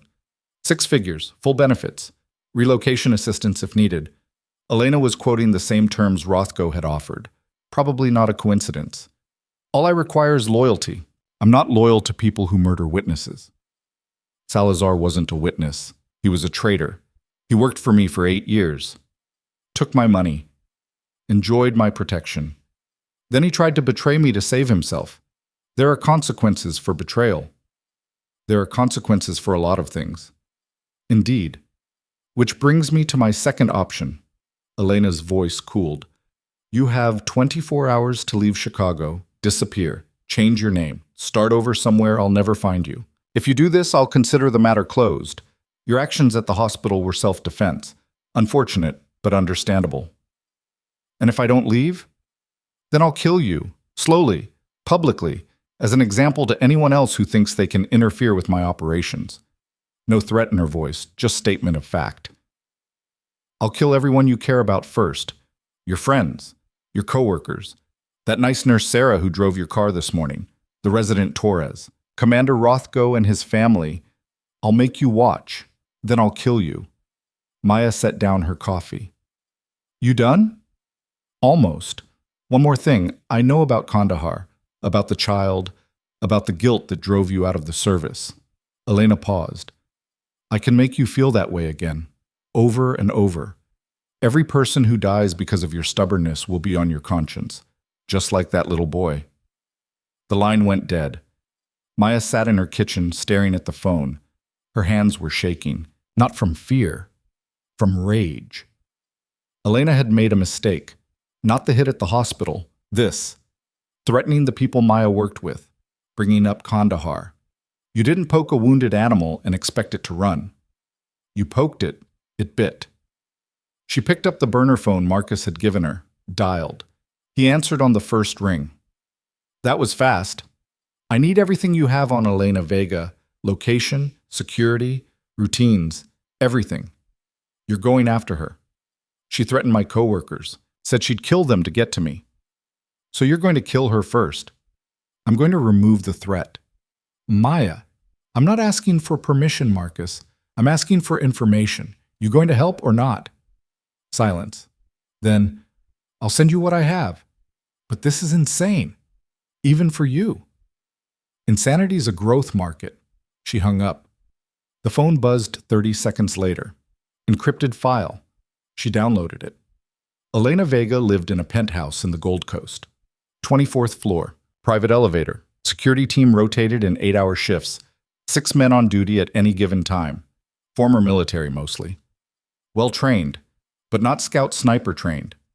Maya studied the building schematics, the security protocols, the rotation schedules, found the weakness. Every Tuesday and Thursday, Elena went to a private gym, 3 blocks from her building. She traveled with 2 bodyguards. The gym had minimal security, relying on discretion instead of force. Tomorrow was Thursday. Maya opened her weapons drawer, took inventory again. The Glock wasn't enough. She needed something with range, something that could reach out and touch someone from a distance where they couldn't touch back. She had a problem. Buying a rifle in Chicago required paperwork, background checks, waiting periods. She didn't have time for any of that. Her phone rang again. Marcus. I know what you're thinking, he said. Don't. I'm just planning a workout. You're planning an assassination. There's a difference. Semantics. It's murder, Maya. Premeditated. You'll go to prison. Only if they catch me. They'll catch you. Elena's connected. She's got Chicago PD in her pocket. Judges, politicians. You kill her, you'll be public enemy number 1. Better than being her punching bag. There's other options. Witness protection, federal custody. Let the FBI handle this. The FBI had their chance. They let her operate for years. I'm done waiting for bureaucrats to do the right thing. Marcus was quiet for a moment. Then, you need a rifle. Yeah. There's a guy, South Side, sells off books, former Army supply sergeant. Tell him I sent you. He'll set you up. Marcus, don't thank me. I'm not doing this because I approve. I'm doing it because I'd rather you have the right equipment when you do something stupid. What's his name? Tommy Nguyen, operates out of a pawn shop on Halstead. Password is Sidewinder. That's a terrible password. Take it up with Tommy. Marcus hung up. Maya grabbed her keys, headed for the door. Stopped. Someone was in the hallway outside her apartment. She could hear breathing. Careful, controlled, professional. She grabbed the Glock, moved to the door, peered through the peephole. 2 men, suits. Not FBI. Wrong posture. These guys were hitters. They were picking her lock. She had maybe 10 seconds before they were inside. She backed away from the door. Moved to the bedroom. The window led to the fire escape. 3 stories up. Manageable. The lock clicked. The door opened. Maya was already out the window. She hit the fire escape, took the stairs down 2 at a time. Behind her, shouting. The hitters had realized she'd bolted. She reached the alley, ran. Her side screamed where the stitches pulled. She ignored it. Footsteps behind her, getting closer. She turned the corner, spotted her car half a block away, sprinted. A gunshot cracked. Brick exploded next to her head. They were shooting in broad daylight in downtown Chicago. Elena wasn't playing. Maya reached the car, got in, fired the engine. Tires screamed as she pulled out. In the rearview mirror, the two hitters were getting into a black sedan, coming after her. She hit the gas, ran a red light. Horns blared. She cut through traffic, weaving between cars.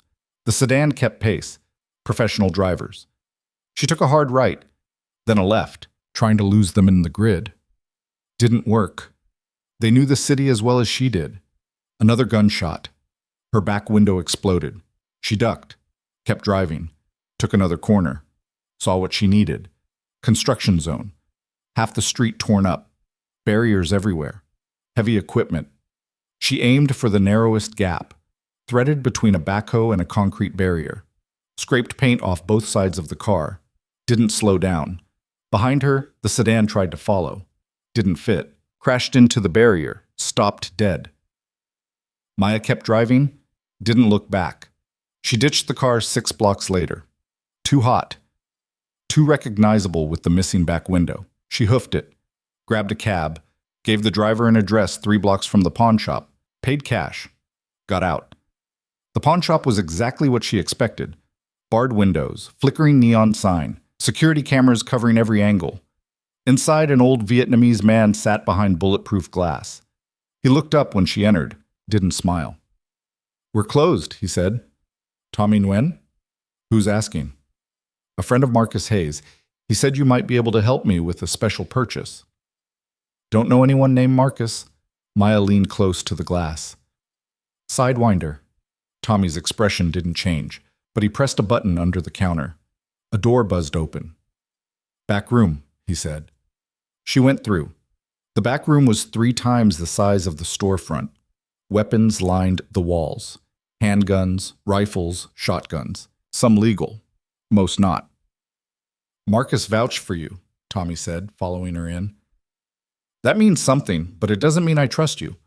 What do you need?" "Long-range rifle. Something accurate to at least 400 meters. Suppressor if you have it." Tommy studied her. "You know how to use it?" "I was a scout sniper." "Marines?" "Yeah." "Good. I don't sell to amateurs." He moved to a locked cabinet, opened it, pulled out a rifle wrapped in cloth. Remington 700, .308 caliber. Custom barrel. Match grade trigger. Loopholed scope. Suppressor included. Maya unwrapped it. Checked the action. Smooth, clean, perfect. "How much?" 5,000? "That's steep." "It's custom work. And it's illegal. The price reflects the risk." She didn't have 5,000. She had maybe 1,200 in her checking account. "I can give you 1,500 now, the rest in a week." "No credit." "Then I guess we're done here." She rewrapped the rifle, started to hand it back. Tommy didn't take it. "Marcus said you killed 8 cartel hitters at a hospital. That true?" 11 total. 3 got killed by SWAT. "You going after more?" "Just 1. "Important target?" "Elena Vega." Tommy whistled low.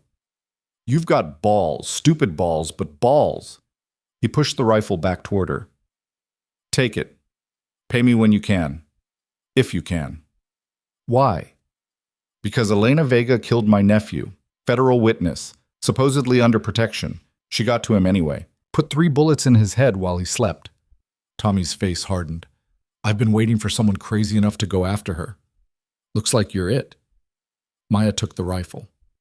"I'll need ammunition and a place to sight it in. Ammo's in the box. As for sighting, there's a range in the basement, soundproofed. You can test it there." 20 minutes later, Maya was prone in Tommy's basement, looking through the scope at a paper target 50 meters away. She fired. The suppressor reduced the gunshot to a quiet cough. The round punched through the target's center mass. She adjusted the scope. Fired again. Perfect. The rifle was good. Better than good. She packed it up. Tommy gave her a case, nondescript, black nylon. Could have held anything. One more thing, he said. You're going to need a spotter. I work alone. Not on this. Elena's security is too tight. You need someone watching your back. I'll manage. You'll die. Call Marcus. Make him help. She left without promising anything. Outside, dusk was falling. Chicago turned gray and cold. She needed a new car, needed a place to stage, needed a plan that didn't end with her in a body bag. Her phone rang. Not the burner. Her personal phone. Unknown number again. She almost didn't answer. Did anyway. You ran. Elena's voice, still calm. Disappointing. I expected better from a Marine. Your hitters were sloppy. They were a test to see how you'd react. You ran. That tells me everything I need to know about you. What's that? You're scared. Good. You should be. Elena paused. The offer's off the table. You don't get 24 hours anymore. You get until midnight. Then I start killing people you care about. I don't care about anyone. Everyone cares about someone. Sarah Mitchell, night shift nurse, lives alone. Apartment 4B, 1847, North Clark Street. Should I send someone over? Maya's blood went cold. You touch her, You'll what? Kill me? You're welcome to try. But first you'll have to watch her die, and Torres, and everyone else who had the misfortune of working with you. The line went dead. Maya stood on the corner, holding a rifle case and a phone, making a choice. She could run, disappear, let Elena win, save Sarah and Torres and everyone else by removing herself from the equation. Or she could fight, finish this tonight, one way or another. She pulled out the burner phone, called Marcus. I need you, she said, now. Where? Gold Coast, Elena's building. I'm moving the timeline up. Maya, that's suicide. You need more time, better reconnaissance. I need a spotter. You coming or not? Silence. Then, give me 30 minutes. She hung up, flagged another cab, gave the driver an address 2 blocks from Elena's building. In the back seat, she checked the rifle, loaded it, 5 rounds. That's all she'd need. 1 for Elena, 4 for insurance. The cab dropped her off. She paid, moved through the evening crowd, just another person carrying a case. Could have been a guitar. Could have been anything. She found the building. 24 stories, glass and steel, expensive. Marcus met her in the alley behind it. He had a different car, different clothes, same haunted eyes. This is insane, he said. You mentioned that. I'm mentioning it again. Elena's got 6 guards, bulletproof glass, panic room. You're one shooter with a vendetta. I'm one shooter with a Remington 700 and a spotter who's supposed to be dead. That's 2 miracles already. Maybe we get a third. He almost smiled. Where's your position? Across the street, office building, roof access, 400 meters, give or take. Wind? Light, variable, maybe 5 knots. Not ideal. It never is. They moved. Got into the office building through a service entrance. Marcus knew a guy. He always knew a guy. The roof was empty. Perfect. Maya set up, bipod down, scope adjusted, range calculated, wind measured.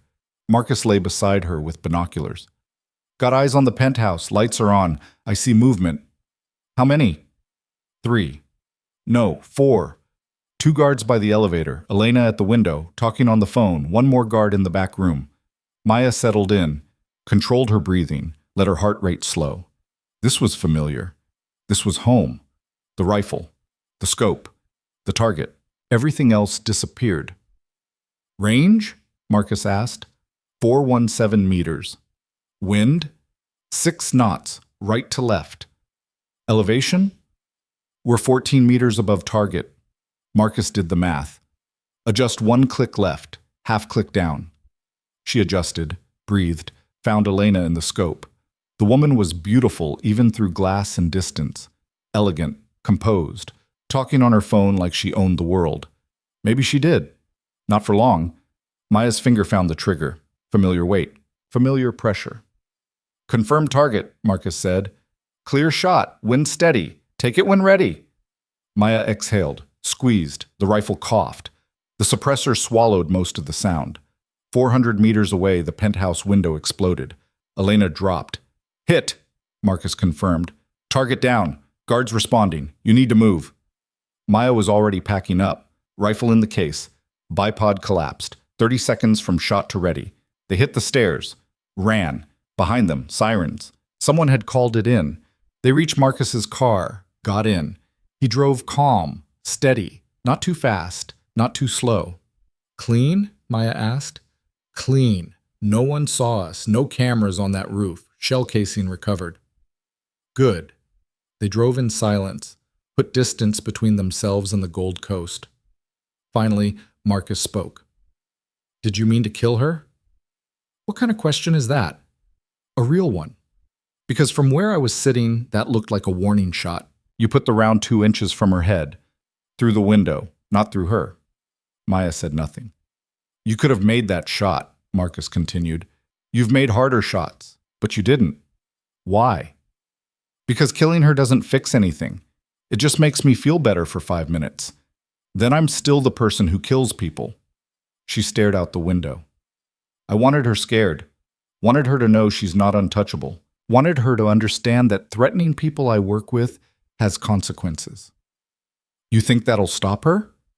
No. But maybe it'll make her think twice. Marcus pulled over, killed the engine, looked at her. You're not a killer, Maya. Not really. You're a protector who's really good at killing. There's a difference. Feels the same. It's not. A killer would have taken that shot. Ended it. You gave her a chance.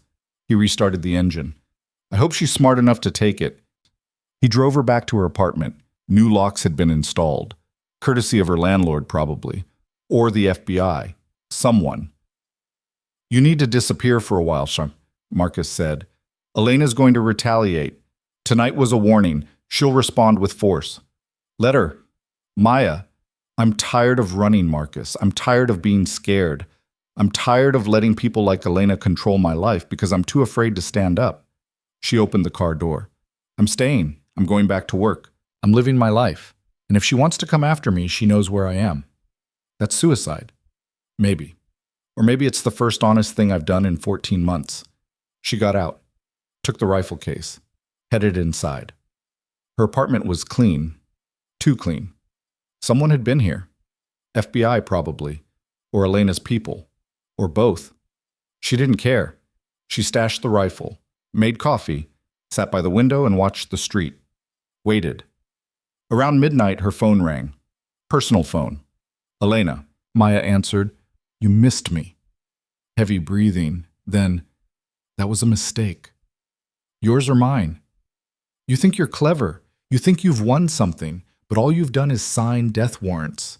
Your friends, your coworkers, everyone. Elena's voice shook, not with fear, with rage. I'm going to burn your entire world down, and I'm going to make you watch. Come try. I don't need to come. I've got people everywhere. Chicago PD, the FBI, your hospital. You think you're safe? You're not. You're surrounded. Then you better hope your people are better than the last 11. Silence. Then, you're dead. You just don't know it yet. The line went dead. Maya set down the phone, finished her coffee, went to bed. She didn't sleep, just lay there, staring at the ceiling, listening to the city breathe. Somewhere out there, Elena was planning, moving pieces, preparing to strike.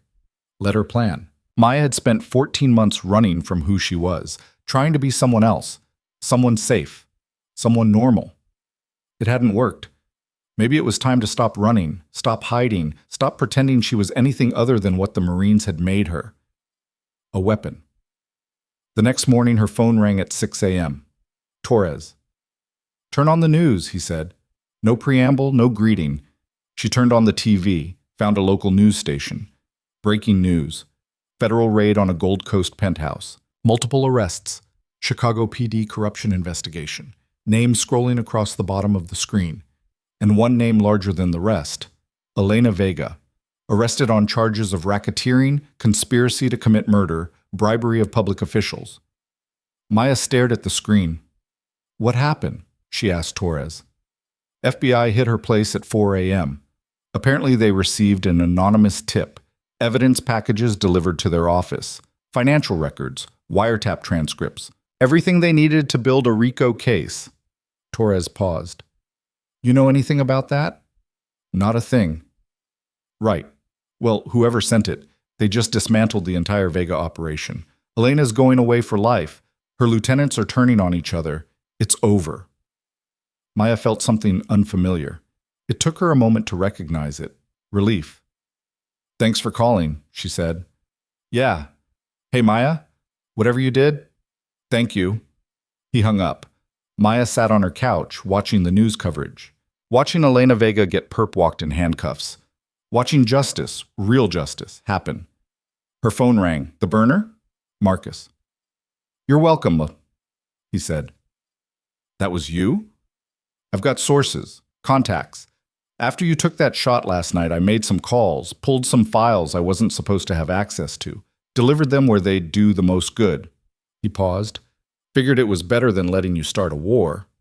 I wasn't going to... Yes, you were. You were going to keep pushing until someone died. Probably you. This way. Everybody wins. Elena's off the street. The cartel's broken. You get to live. Thank you. Don't thank me. Just promise me something. What? Stop trying to die. Stop looking for battles. You're out. You're safe. Stay that way. I'll try. Try harder. He hung up. Maya sat in her apartment, alone again. The news droned on.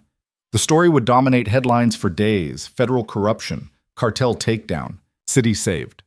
No mention of a nurse who'd challenged a drug lord.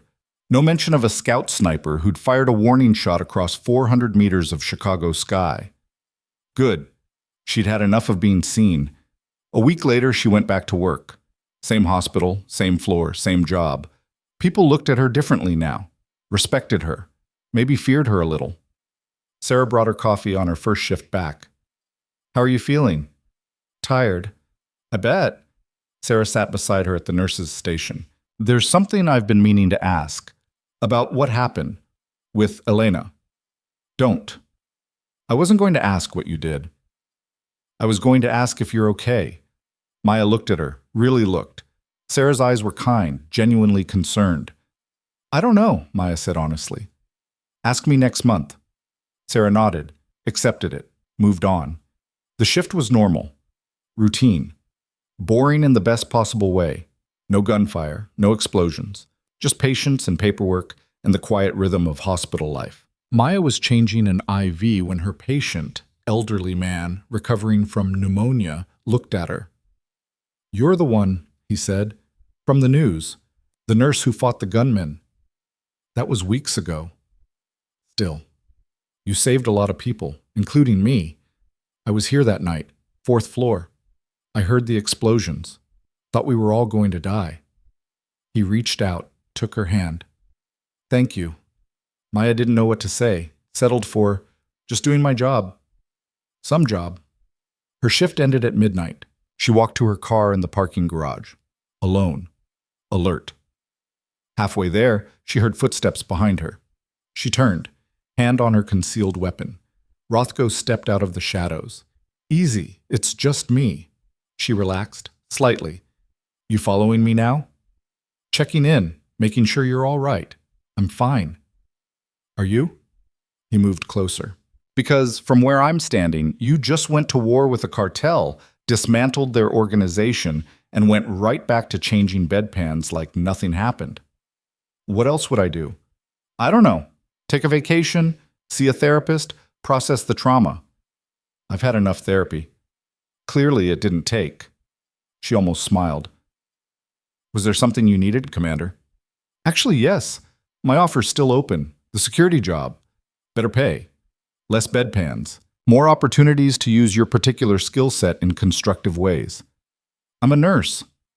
You're a warrior pretending to be a nurse. There's a difference. Everyone keeps telling me that. Maybe you should listen. He handed her a card. Same one from before. Think about it. You could do a lot of good. Protect people who need protecting.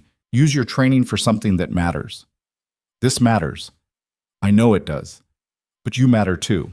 And you deserve better than to be underestimated and underutilized in a place that doesn't understand what you are. He left before she could respond. Maya stood in the parking garage, holding the card, making no promises. She drove home, climbed the stairs, unlocked her door, stopped. Something was wrong. The apartment was too quiet, too still. She drew her weapon, cleared the rooms, found nothing. Then she saw it. On her kitchen table, an envelope, expensive paper, no return address. Inside was a single sheet, handwritten note. You won this round, enjoy it. I'll see you again when you're not expecting it. E. Elena. Somehow. From prison or through intermediaries. The threat was clear. Maya read the note 3 times, then she burned it in the sink, watched the paper curl and blacken and turn to ash. Let Elena threaten, let her plan, let her wait. Maya wasn't running anymore. She went to bed, slept, dreamed, not of Kandahar, not of the kid, not of Marcus or the hospital or the gunfight. She dreamed of the next shift, the next patient, the next life to save. When she woke, sun was streaming through her window. A new day, a fresh start. Her phone buzzed, text from Sarah. Coffee before shift, my treat. Maya smiled, typed back, sure. She got dressed, checked her weapon, locked her door, walked into the Chicago morning like she owned it. Somewhere in a federal prison, Elena Vega was plotting revenge. Somewhere in the city, Marcus was watching her back. Somewhere in her own heart, Maya was finally starting to believe she might survive this. The story wasn't over. But for the first time in 14 months, she thought maybe, just maybe, it might have a happy ending. She met Sarah at the coffee shop. They sat by the window, talked about normal things, work, weather, nothing important. It felt like coming home. Maya's phone buzzed, unknown number. She checked it. Single word. Soon. She deleted the message, finished her coffee, went to work. Whatever came next, she'd face it the same way she'd faced everything else. Head on, eyes open, ready, always ready. The elevator doors opened and Maya stepped onto the hospital floor, and a doctor she'd never seen before looked up from a chart, and his eyes went wide with recognition, and something else, something darker, and he smiled at her the way Elena's men had smiled before they tried to kill her, and Maya's hand moved toward her waistband before she caught herself. And the doctor said in perfect unaccented English, "Welcome back, Ms. Carter. Elena sends her regards." Maya's hand stopped halfway to her weapon. The doctor was still smiling. White coat, stethoscope, ID badge that read Dr. Michael Reeves, Cardiology. Everything looked legitimate. Too legitimate. "You're making a mistake," she said quietly. "Am I?" He set down the chart, casual, relaxed. "Elena thought you might say that. She also thought you might try something heroic. Please don't. There are 17 patients on this floor, 8 staff members. All of them are hostages now, even if they don't know it yet." Sarah appeared from the break room, coffee in hand.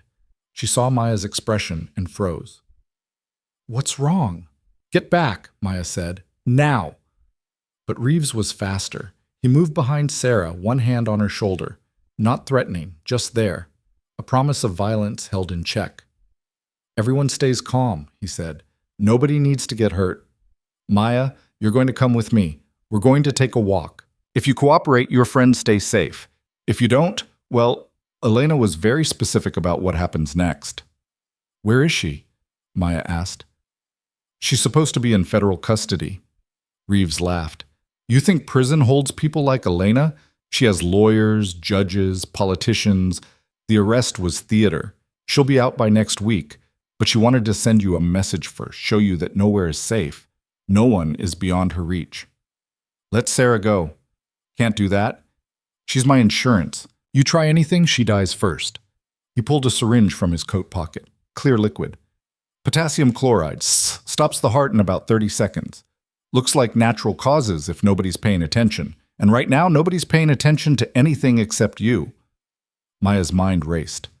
The floor was busy. Morning shift change. Doctors making rounds. Nurses updating charts. Too many variables. Too many people who could get caught in the crossfire. What does Elena want?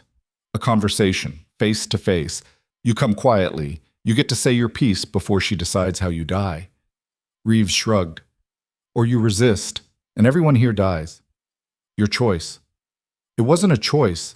It was an execution with extra steps. Sarah's eyes were wide with terror. She was trembling. Maya, don't. It's okay. Maya raised her hands slowly. I'll go. Just let her go. Not how this works. Reeves gestured toward the elevator. We walk together. Nice and slow. You make a scene. I inject her. Understood? Maya nodded. They walked. 3 people in a strange procession, past the nurses' station where Torres was reviewing labs, past patient rooms where morning vitals were being checked. Everything normal. Everything wrong.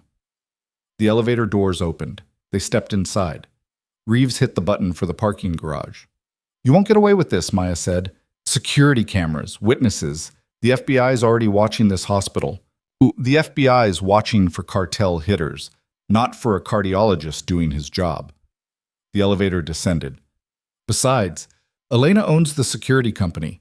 Your cameras have been looping the same footage for the last hour. Nobody's seen anything. The doors opened. Garage level, concrete and shadows. A black van was waiting. Rear doors open. 2 men inside, both armed. This was it. The moment Maya had been dreading since she'd sent that first text. Elena had come for her. And she'd come prepared. Get in, Reeves said. Maya didn't move. Let Sarah go first. Nice try. She comes with us. Extra leverage. He pushed Sarah toward the van. Move. Sarah stumbled. Maya caught her. Their eyes met. Sarah was shaking, but there was something else in her expression. Not just fear, determination. I'm sorry, Maya whispered. Don't be. Sarah's voice was barely audible. Just don't let her win. The 2 armed men grabbed Sarah, pulled her into the van. One of them zip-tied her wrists. Professional, efficient. They'd done this before. Reeves gestured with the syringe. Your turn. Maya climbed in. The space was cramped. No windows. Metal floor. Bench seats along both sides. Sarah was on one side, hands bound. The 2 gunmen sat across from her. Reeves climbed in last. The doors slammed shut. The van started moving. Maya counted turns in her head, trying to track their route. East on Superior, south on State, west on, she lost it. Too many turns. Deliberate confusion. Where are we going? She asked. Reeves didn't answer. He was on his phone, texting someone. Probably Elena. One of the gunmen, older, scarred, dead eyes, looked at Maya like she was a puzzle he was trying to solve. You're smaller than I expected. Elena said you killed 11 of our people. You don't look like much. Looks are deceiving. They better be. Because if you're not as good as she says, this is going to be boring. He checked his weapon. Glock 17, extended magazine. Elena wants you alive for now, but after she's done talking, you're mine. I'm going to enjoy making you scream. Maya said nothing. Let him talk. Let him think she was scared. She was scared. But fear was useful. Fear kept you sharp. The van stopped after maybe 20 minutes. The doors opened. Bright light flooded in. Maya blinked, adjusted.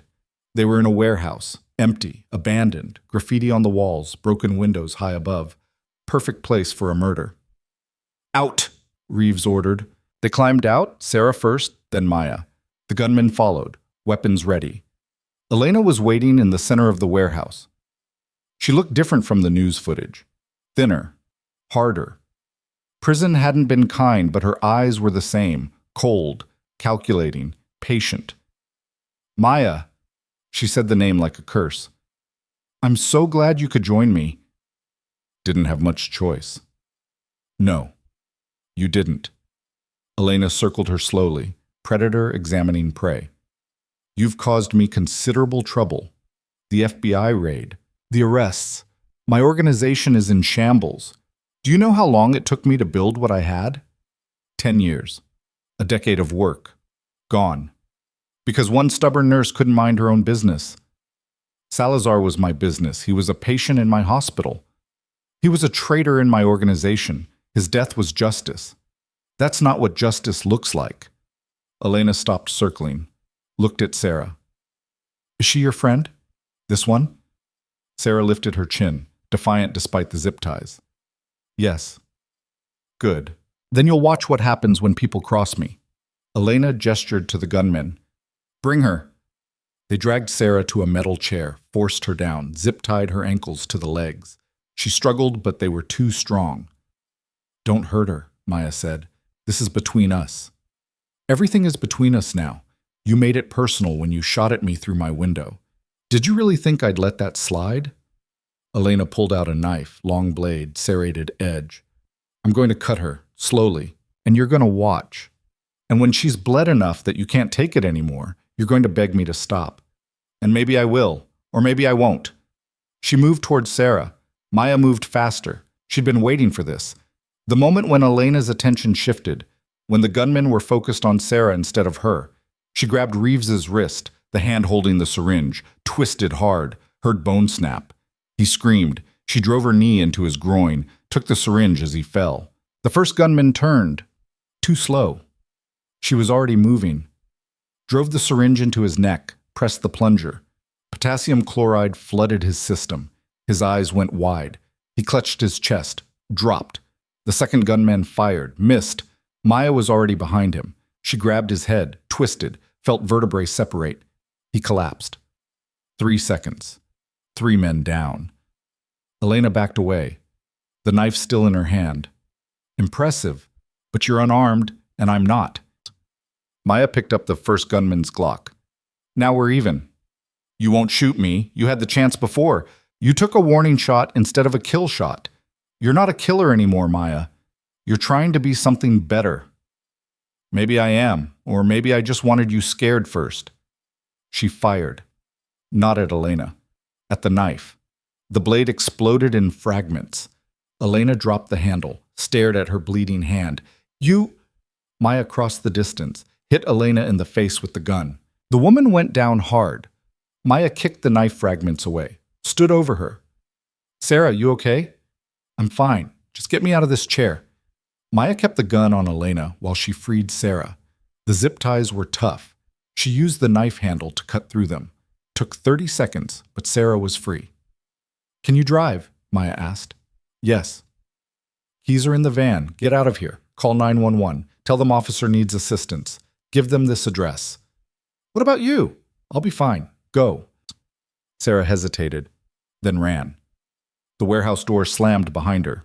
Maya and Elena were alone. "She's going to bring the police," Elena said. Blood dripped from her nose. "You should kill me now, while you have the chance." "I'm not going to kill you." "Why not?" "I would kill you." "Because that's the difference between us. You think power comes from fear, from violence, from making people suffer. But real power, the kind that lasts, comes from knowing when to stop." Elena laughed, bitter. "You sound like a fortune cookie. Real power is survival. And I will survive this. I always do." "Not this time." Maya pulled out her phone, hit record. "Tell me about the judges, the cops, the politicians, everyone you've bought, every crime you've committed, all of it." "You think I'm stupid? I'm not confessing to anything." "Then you're going to prison for a very long time. Because Sarah's already called the police. They're going to find this warehouse, find these bodies, find you covered in blood with a gun nearby. Self-defense is easy to prove when there's witnesses." "You're bluffing." "Am I?" Maya checked her phone. "Sarah's probably 3 blocks away by now. 5 minutes until the cops arrive. You've got 5 minutes to decide if you want to spend the rest of your life in Supermax or if you want to make a deal." Elena wiped blood from her face. "What kind of deal?" "You give me everything. Names, dates, bank accounts. Every dirty cop, every corrupt judge, every politician on your payroll. I give that to the FBI. They use it to dismantle what's left of your organization. In exchange, you get a reduced sentence, 20 years instead of life." "That's not a deal. That's surrender. It's survival, which is what you just said matters most." Elena was quiet for a long moment, thinking, calculating, trying to find the angle, the escape route. There wasn't one. "How do I know you won't just kill me after I talk?" "You don't. You have to trust me." "I don't trust anyone." "Then I guess you're going to prison for life." Sirens in the distance, getting closer. Elena closed her eyes. "Fine, I'll talk. But I want immunity. Full immunity." "You murdered people. You don't get immunity." "Then I don't talk." The sirens were louder now, maybe 2 blocks away. Maya made a decision. You talk now, I'll tell the FBI you cooperated. What they offer is up to them. But if you stay silent, I promise you'll die in prison. Elena looked at her, really looked, trying to see if she was bluffing. She wasn't. All right, start recording. Maya held up her phone. Elena started talking. She talked for 3 minutes, named 15 cops on her payroll, 3 judges, 2 aldermen, a state senator. She gave account numbers, wire transfer records, dates and amounts, everything. By the time she finished, the sirens were right outside. The warehouse doors burst open. Chicago PD flooded in, weapons drawn, flashlights cutting through the darkness. Hands up! Don't move! Maya set down the gun, raised her hands. I'm unarmed. I'm the one who called this in. One of the officers recognized her. You're the nurse from the hospital shooting. Yeah. This woman is Elena Vega. She's wanted by the FBI. The bodies on the floor are her men. Self-defense. There's a witness who already gave a statement. They secured Elena first, cuffed her, read her rights. She didn't resist, just stared at Maya with something between hatred and respect. You win, Elena said. For now. No, I survived. There's a difference. They took Elena away. One of the officers, Sergeant Older, looked tired, approached Maya. We're going to need a statement. I know. Can I make a call first? He nodded. Maya dialed Marcus. He answered on the first ring. I need you to deliver something to the FBI, she said. I'm sending you a recording. It's Elena Vega confessing to bribing public officials. Names, dates, amounts. Everything they need to clean house. You got her to confess? She thought she had a choice. She didn't. Where are you? Warehouse on South Ashland. Police are here. I'm okay.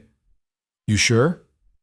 Yeah, just get that recording to the right people. Make sure it doesn't disappear. I'll handle it. She hung up, sent him the file, deleted it from her phone. The sergeant was waiting. Ready? Ready. She spent the next 4 hours at a police station, giving statements, answering questions, repeating the same story to 3 different detectives. Sarah showed up around hour 3. She'd given her own statement, corroborated everything Maya had said. Thank you, Sarah said when they finally had a moment alone, for getting me out of there. Thank you for being brave enough to run. I wasn't brave, I was terrified. Brave people are always terrified. They just do it anyway. Sarah smiled, exhausted but real. I'm going to hold on to that. They released Maya around 6 p.m. No charges. Self-defense was clear. Elena's men had been armed. The evidence supported Maya's version of events. She walked out of the station into the Chicago evening. Cold, dark, beautiful. Marcus was waiting by his car. Thought you might need a ride. Thanks. They drove in silence for a while. Then Marcus spoke. The recording's in FBI hands. They're already executing warrants. 15 arrests in the last 2 hours. They're calling it the biggest corruption sweep in Chicago history. Good. Elena's looking at federal charges now. Racketeering, murder, witness tampering, bribery. She's done. Even her lawyers can't save her this time. She wanted power, Maya said. Thought she could buy anything, own anyone. Turns out she was wrong. Because of you. Because she pushed too hard. Threatened the wrong people, made it personal when she should have walked away. Marcus pulled up to Maya's apartment. You going to be okay? Eventually. That's not an answer. It's the only one I've got. She got out, climbed the stairs, unlocked her door. The apartment was exactly as she'd left it. Empty, quiet, safe. She made coffee, sat by the window, watched the city. Her phone rang. Dr. Brennan. I heard what happened, he said. Are you all right? I'm fine. The board had an emergency meeting. We've decided to offer you a formal position, full-time, salary increase, benefits. We want you to stay. I never said I was leaving. I know. But after everything, we wanted you to know you're valued here. What you've done, what you've sacrificed, it matters. I was just doing my job. No, you were doing much more than that, and we recognize it. He paused. There's also a commendation coming from the mayor's office. Civilian Medal of Valor. They want to do a ceremony. Tell them no. Maya, I don't want recognition. I don't want ceremonies. I just want to come to work and take care of patients. That's all. Brennan was quiet for a moment. All right, I'll tell them. But the salary increase stands, and the board's gratitude, whether you want it or not. He hung up. Maya sat in the darkness, thinking. For 14 months, she'd been running. From Kandahar, from the kid, from the person the Marines had made her. She'd tried to bury that part of herself, pretend it didn't exist. But you couldn't bury the past. It always found you, always demanded payment. The question was what you did when it caught up. You could run again, keep running until there was nowhere left to go. Or you could turn around. Face it. Accept that you were both things, the person who'd killed and the person who healed. Both were true. Both mattered. Maybe that was okay. Maybe being broken didn't mean you couldn't be useful. Her phone buzzed. Text from Torres. Heard you had another exciting day. Drinks on me when you're ready to talk about it. She smiled. Typed back. Maybe next week. Another text. Rothko. Job offer still stands. Think about it. She didn't respond to that one. Not yet. The next morning, she went back to work. Same hospital, same floor, same routine, but different too. People looked at her with something beyond respect now. Understanding, maybe. Recognition that she'd carried weight they couldn't imagine, that she'd faced things they'd only read about in news reports.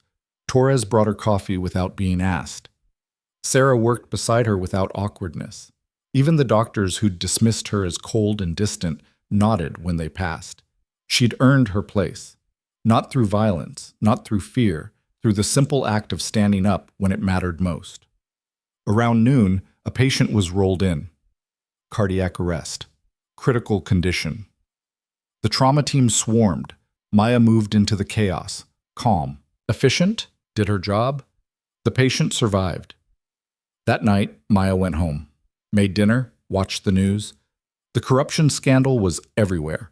15 officials arrested. More expected. Elena Vega held without bail pending trial. The FBI calling it a landmark case. No mention of Maya. No cameras. No interviews. Perfect. A week later, Marcus called. She's pleading out, he said. 40 years. No possibility of parole. She's going to die in prison. Good.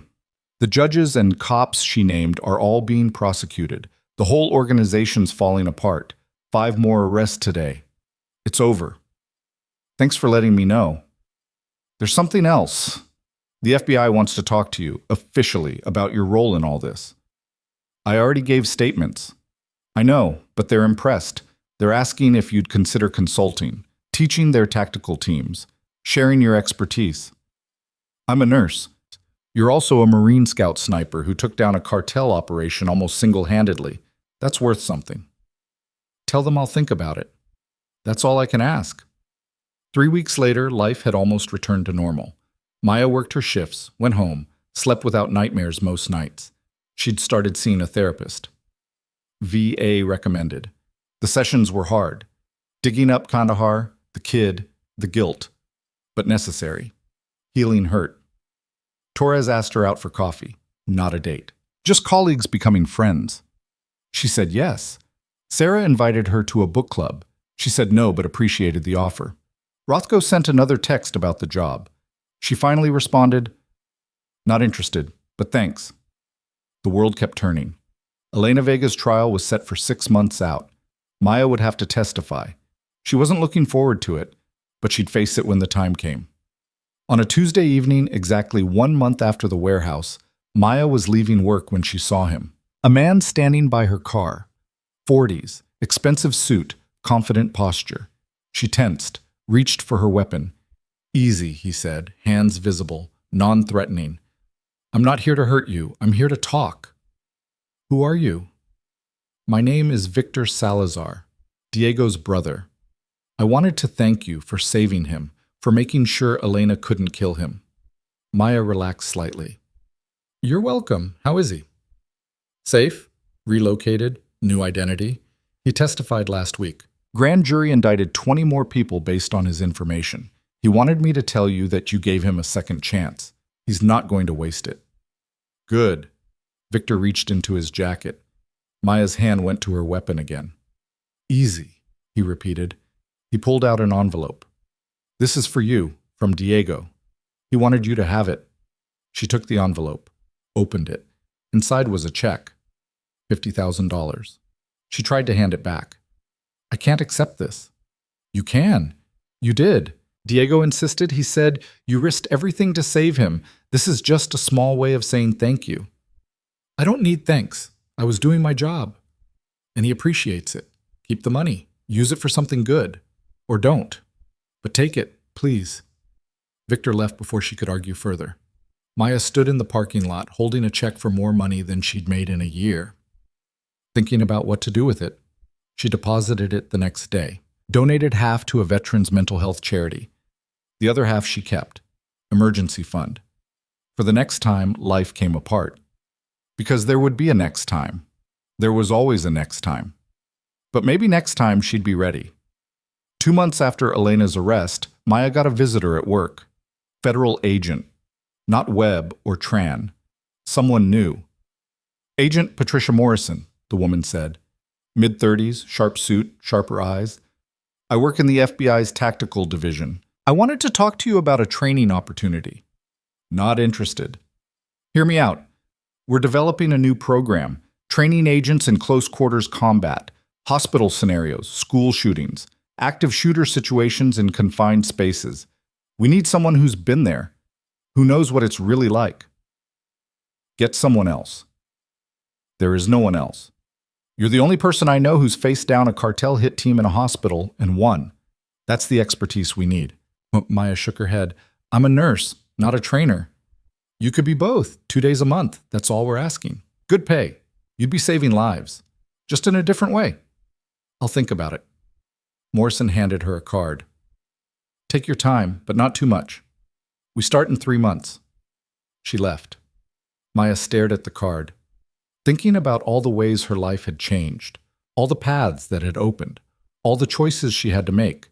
For 14 months, she'd run from who she was, tried to be someone else, someone safe, someone normal. It hadn't worked. Maybe it was time to stop running, stop hiding, accept all the parts of herself, the killer and the healer, the warrior and the nurse. Maybe she could be both. Maybe that was okay. She put the card in her pocket, went back to work. That night she called Marcus. I need your opinion on something, she said. Shoot. The FBI wants me to train their tactical teams, 2 days a month. Should I do it? Do you want to? I don't know. Part of me thinks I should leave that world behind, focus on nursing, on healing. And the other part? Thinks maybe I could help, prevent another hospital from getting shot up, save lives by teaching people how to respond. Marcus was quiet for a moment. You know what I think? I think you've spent 14 months trying to be just one thing, just a nurse, just a protector, just a killer, or just a healer. But that's not who you are. You're all of it, and that's not a weakness. It's strength. Feels like weakness. That's the guilt talking, the kid in Kandahar, the weight you've been carrying. But Maya, you've saved more lives than you've taken. The hospital, the witness, Sarah, everyone Elena would have killed if you hadn't stopped her. That counts. It all counts. So I should do it? I think you should do what feels right. Not what's easy, not what's safe. What's right.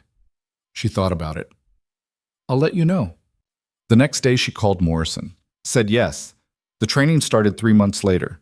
Maya spent 2 days teaching FBI agents how to move through hospitals under fire, how to assess threats, how to make impossible choices under pressure. It was harder than she expected, reliving the chaos, the fear, the split-second decisions. But it was necessary. These agents might face the same situation someday. Better they learned from someone who'd survived it. After the first session, one of the younger agents approached her. Ma'am, that was incredible. The way you broke down the scenarios, the tactical thinking. Can I ask you something? Sure. How do you do it?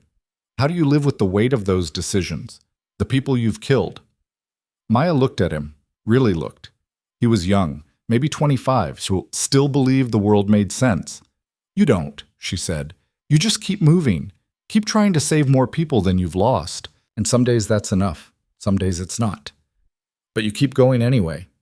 He nodded, walked away with something to think about. 6 months after Elena's arrest, the trial finally happened. Maya testified for 3 hours, walked the jury through everything: the hospital attack, the warehouse, the confession.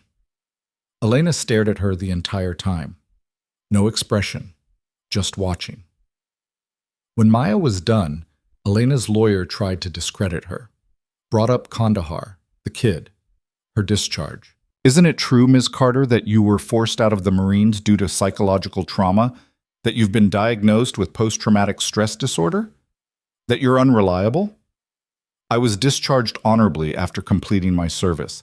My medical records are sealed, and if you're suggesting that having PTSD makes me a liar, you're wrong. It makes me someone who's seen combat and lived with the consequences, which is more than you can say. The courtroom went quiet. The lawyer tried again. Isn't it possible that your trauma clouded your judgment, that you misinterpreted Elena's actions? No. Elena Vega sent a hit team to kill a federal witness in my hospital. She kidnapped a nurse to force my cooperation. She confessed on tape to bribing public officials. Those aren't misinterpretations. Those are facts. The jury deliberated for 6 hours. Came back with a verdict. Guilty on all counts. Elena was sentenced to 40 years in federal prison. No parole, no appeals. Outside the courthouse, reporters swarmed Maya. She pushed through without comment, got in Marcus's car, drove away. How do you feel? Marcus asked. Tired. That's it? What else is there? Elena's going to prison. Justice was served. The system worked, mostly. But it doesn't bring back the people she killed, doesn't undo the damage, doesn't fix anything, really. It just stops her from doing more damage. That's all justice ever does. It's not perfect, but it's something. Yeah, it's something. They drove in silence. Maya watched Chicago pass by. The city that had almost killed her. The city she'd saved. The city that was home now, whether she wanted it to be or not. A year after the hospital attack, Maya was still working at Redwood Mercy. Still nursing. Still healing. She'd added the FBI training to her schedule. 2 days a month. It felt right. Using her experience to prevent the next attack. To save the next batch of lives. Torres had asked her out properly. She'd said yes. They'd been on 3 dates. It was nice. Uncomplicated. He didn't push. Didn't ask about her past. Just enjoyed her company. Sarah had become a real friend. They had coffee every week. Talked about normal things. Work. Life. Nothing heavy. Rothko had stopped asking her to join his company. He'd sent a card instead. You found your place. Proud of you. She'd kept the card. One Tuesday evening, Maya was leaving work when she saw a familiar car in the parking lot. Marcus. He got out when he saw her. Got a minute? Sure. What's up? I'm moving. New contract. Overseas. 6 months minimum. Where? Can't say. Classified. He leaned against the car. But I wanted to check on you before I left. Make sure you're okay. I'm fine. You keep saying that. Because it keeps being true. She smiled. I'm actually fine, Marcus. For the first time in a long time. I'm sleeping. I'm working. I'm living. Not just surviving. Living. That's good. That's really good. He pulled her into a hug. Unexpected. You did it, Maya. You made it through. She hugged him back. We both did. When he pulled away, his eyes were wet. Take care of yourself, and if you ever need anything, I'll call, I promise. He drove away. She watched until his car disappeared. Then she went home, made dinner, sat by the window. Her phone buzzed. Text from an unknown number. Her heart rate spiked. Old reflex. She opened it. Hi, Ms. Carter. This is Diego Salazar. I hope it's okay that I'm reaching out. I wanted you to know I'm doing well. New life. New start. Because of you. Thank you for everything. You saved my life. I won't forget it. She typed back. Glad you're safe. Take care. Simple. Clean. Closure. She deleted the thread. Moved on. The next morning she went to work. Normal shift. Normal patients. Normal life. Around noon, Dr. Brennan found her. Maya, my office, now. She followed him, wondering what she'd done wrong. Inside his office, two people were waiting, a man and a woman, both in suits, both with federal badges. Ms. Carter, the woman said, I'm Agent Lisa Harrison. This is my partner, Agent David Park. We're from the FBI's Organized Crime Division. Maya's stomach dropped. What's this about? Elena Vega was murdered in prison last night, shivved to the throat. She bled out before guards could respond. Maya sat down, processing. I see. We're investigating, Park said, but initial reports suggest it was an inside job. Someone paid off a guard, got a weapon to an inmate, made it look like a standard prison fight. Why are you telling me this? Because before she died, Elena sent a letter to you. It was in her personal effects. The warden forwarded it to us. Harrison held out an envelope. Plain white. Maya's name written in neat cursive. Maya took it, opened it, read. Maya, by the time you read this, I'll be dead. I arranged it myself. Couldn't stand the thought of 40 years in a cage. You won. I lost. But here's the thing. I'm not the only one who wanted you dead. I was the Chicago operation, but the Vega cartel is bigger than me, bigger than Chicago. My cousin runs operations in Los Angeles. My brother runs Miami. They know what you did. They know you dismantled my organization, and they're coming for you. Not today, not tomorrow, but eventually. When you're comfortable, when you think it's over, they'll come. Watch your back, Marine. You're going to need to. E. Maya read it twice, then looked at the agents. Is this a credible threat? We're assessing that now, Harrison said. But given Elena's connections, yes, we think it's credible. We'd like to offer you protective custody while we investigate. No. Ms. Carter, I said no. I'm not hiding. Not again in. If they come for me, they come. I'll deal with it. Park leaned forward. You can't fight an entire cartel. Maybe not, but I can make them regret trying. She stood, walked out, didn't look back. That night, Maya sat in her apartment, the letter from Elena on her kitchen table, a reminder that the past never stayed buried, that violence always found more violence. She could run, disappear, start over somewhere new. Or she could stay, face whatever came, trust that she was strong enough to survive it. She'd spent 14 months running. It hadn't helped. Maybe it was time to stop. She picked up her phone, called Morrison at the FBI. I want to expand my training role, Maya said. Full-time if possible. I want to teach agents how to survive situations like I survived, how to protect people when everything goes wrong. That's a big commitment. I know, but it's necessary. Elena's gone, but her organization isn't. There's going to be more attacks, more hospitals, more witnesses. Someone needs to teach your people how to respond. Might as well be me. Morrison was quiet for a moment. When can you start? Give me 2 weeks to transition out of the hospital. Then I'm all yours. Deal. Maya hung up, made her decision. She'd spent her whole life being shaped by violence, first by the Marines, then by Kandahar, then by Elena. Maybe it was time to use that violence for something better, to turn the weapon she'd become into a shield for others. She called Dr. Brennan, gave her notice. He understood, wished her well. She called Torres, explained. He was disappointed but supportive. She called Sarah, told her the truth, about Kandahar, about the kid, about everything. Sarah listened, didn't judge, just said, "Thank you for trusting me." 2 weeks later, Maya Carter walked out of Redwood Mercy Hospital for the last time. Not running, not hiding, moving forward.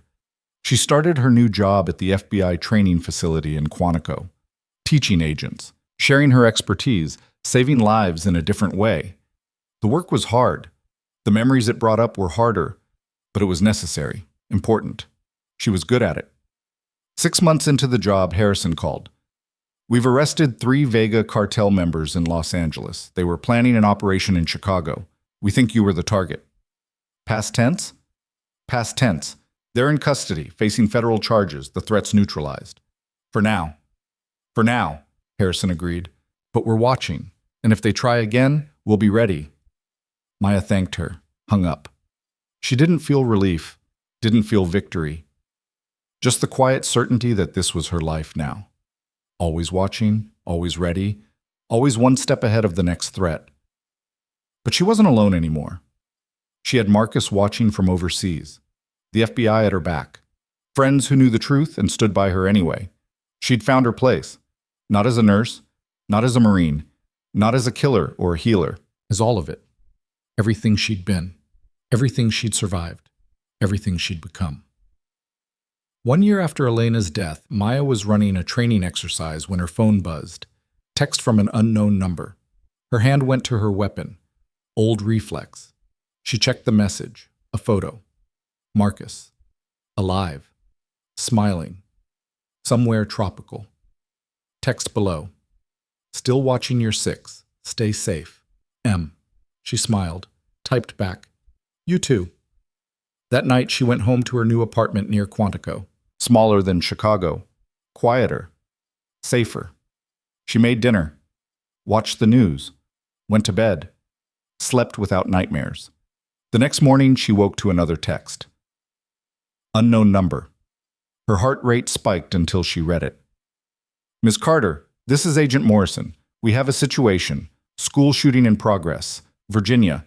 Active shooter. 20 hostages. They're asking for you specifically. Said they want to talk to the nurse who killed the cartel. We need you on scene. Now. Maya stared at the message. Every instinct screamed to say no. To let someone else handle it. To stay safe. But that wasn't who she was anymore. She typed back. On my way. Grabbed her gear, her weapon, her training. Headed into the next fight. Because that's what she did. That's who she was. Not a nurse, not a Marine, not a killer, not a healer. All of it. And that was enough. The drive to the school took 18 minutes. Maya spent them reviewing the tactical brief Morrison had sent. Jefferson High School, suburban Virginia. Population 1,200 students. Active shooter had barricaded himself in the library with 23 hostages, 18 students, 5 teachers. He'd already killed the school resource officer, said he wanted to talk to the nurse who fought the cartel, asked for her by name. Maya Carter. This wasn't random. Someone had put him up to this. Someone who knew her history, someone with a grudge. The Vega cartel hadn't finished with her yet. She arrived to chaos. Police vehicles everywhere. SWAT setting up perimeter. Parents behind barriers screaming for their children. Media helicopters circling overhead. Morrison met her at the command post. He's been in there 40 minutes. Won't negotiate with anyone except you. Says if we breach, he starts killing hostages. What do we know about him? Name's Travis Hoffman, 28. No criminal record until 6 months ago when he was arrested for possession. Got off on a technicality. Our intel says he's connected to the Vega organization. Low-level muscle. So this is a hit. They're using hostages as bait. That's our assessment, which is why I'm not sending you in there alone.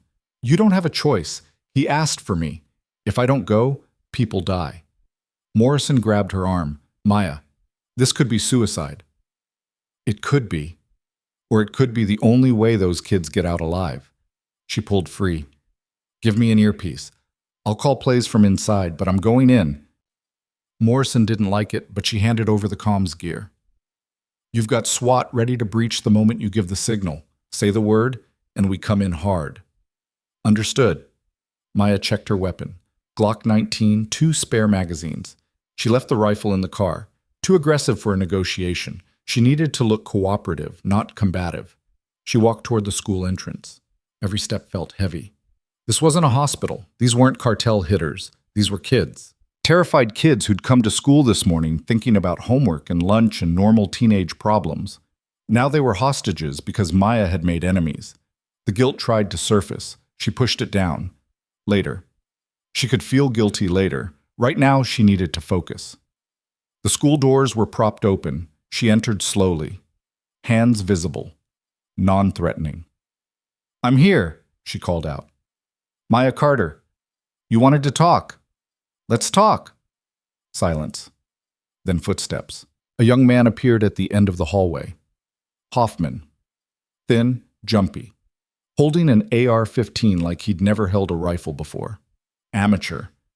That made him more dangerous, not less. Amateurs panicked. "Come to the library," he shouted. "Slow, no tricks." She walked. The hallway was too quiet. Classrooms empty.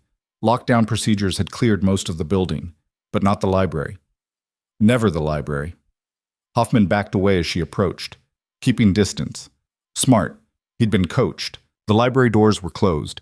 He pushed them open with his back, gestured with the rifle. Inside. She entered. 23 faces stared at her. Kids ranging from maybe 14 to 18, teachers clustered around them. All terrified, some crying. One girl had vomit on her shirt.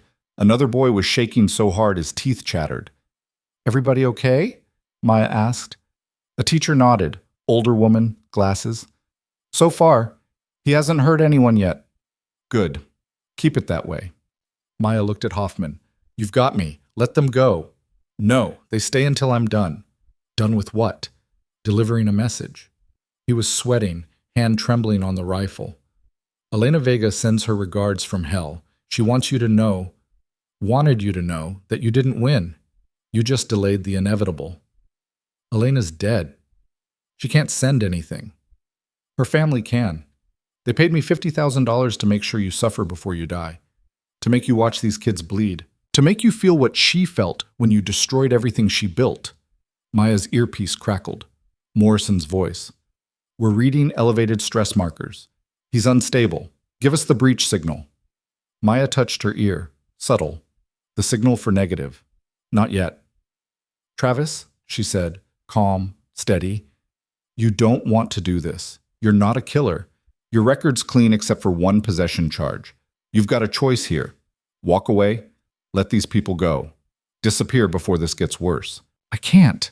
They'll kill me if I don't kill you." "They're going to kill you anyway. That's how cartels work. You're loose ends, witnesses. The moment this is over, you're dead." He blinked, processing. "You're lying." "Am I? Think about it. They gave you $50,000 in cash, no trail, no records, just money and a promise. What happens when you finish the job? You think they let you walk away knowing what you know?" His grip on the rifle tightened. "Shut up. They're using you, Travis." "Same way they used Elena. Same way they use everyone. You're expendable. But these kids aren't. Let them go and we can figure this out together." "I said shut up!" He swung the rifle toward a student. Girl. Maybe 16. Blonde ponytail. Frozen with fear. Maya moved without thinking. Crossed the distance, grabbed the barrel, pushed it up. The rifle discharged. Ceiling tiles exploded. Students screamed. She twisted the weapon. Hoffman held on. They struggled. He was stronger, but she was trained. She drove her knee into his stomach. He doubled over. She stripped the rifle from his hands. Reversed it. Put the stock against his face. He went down. "Breach! Breach! Breach!" Morrison's voice in her ear. Doors exploded open. SWAT flooded in. Hoffman was secured in seconds. The students were evacuated. Chaos became order, became silence. Maya stood in the empty library, holding a rifle that wasn't hers, breathing hard. Morrison approached. "You okay?" "No, but the kids are. That's what matters." Outside, parents reunited with children. Tears. Relief. The media documented everything. Hoffman was loaded into a police vehicle, already lawyering up. Maya slipped away before the cameras found her. Got in her car, drove. She didn't go home. Went to the FBI field office instead. Sat in Morrison's office while reports were filed and statements recorded. "We're picking up the rest of the Vega associates tonight," Morrison said. "The ones who hired Hoffman, the ones who've been targeting you. This ends now." It never ends. There's always someone else. Another cousin, another lieutenant, another person who thinks killing me proves something. "So what do you want to do? Witness protection? Relocation?" Maya laughed, bitter. "I tried running, didn't work. I tried hiding, didn't work. I tried being someone else. That definitely didn't work. Then what? I want to finish this, really finish it. Not just the Chicago branch, not just the associates. The whole organization. Every Vega operation from coast to coast. I want them dismantled so completely that my name doesn't mean anything to anyone anymore." Morrison leaned back. "That's a tall order.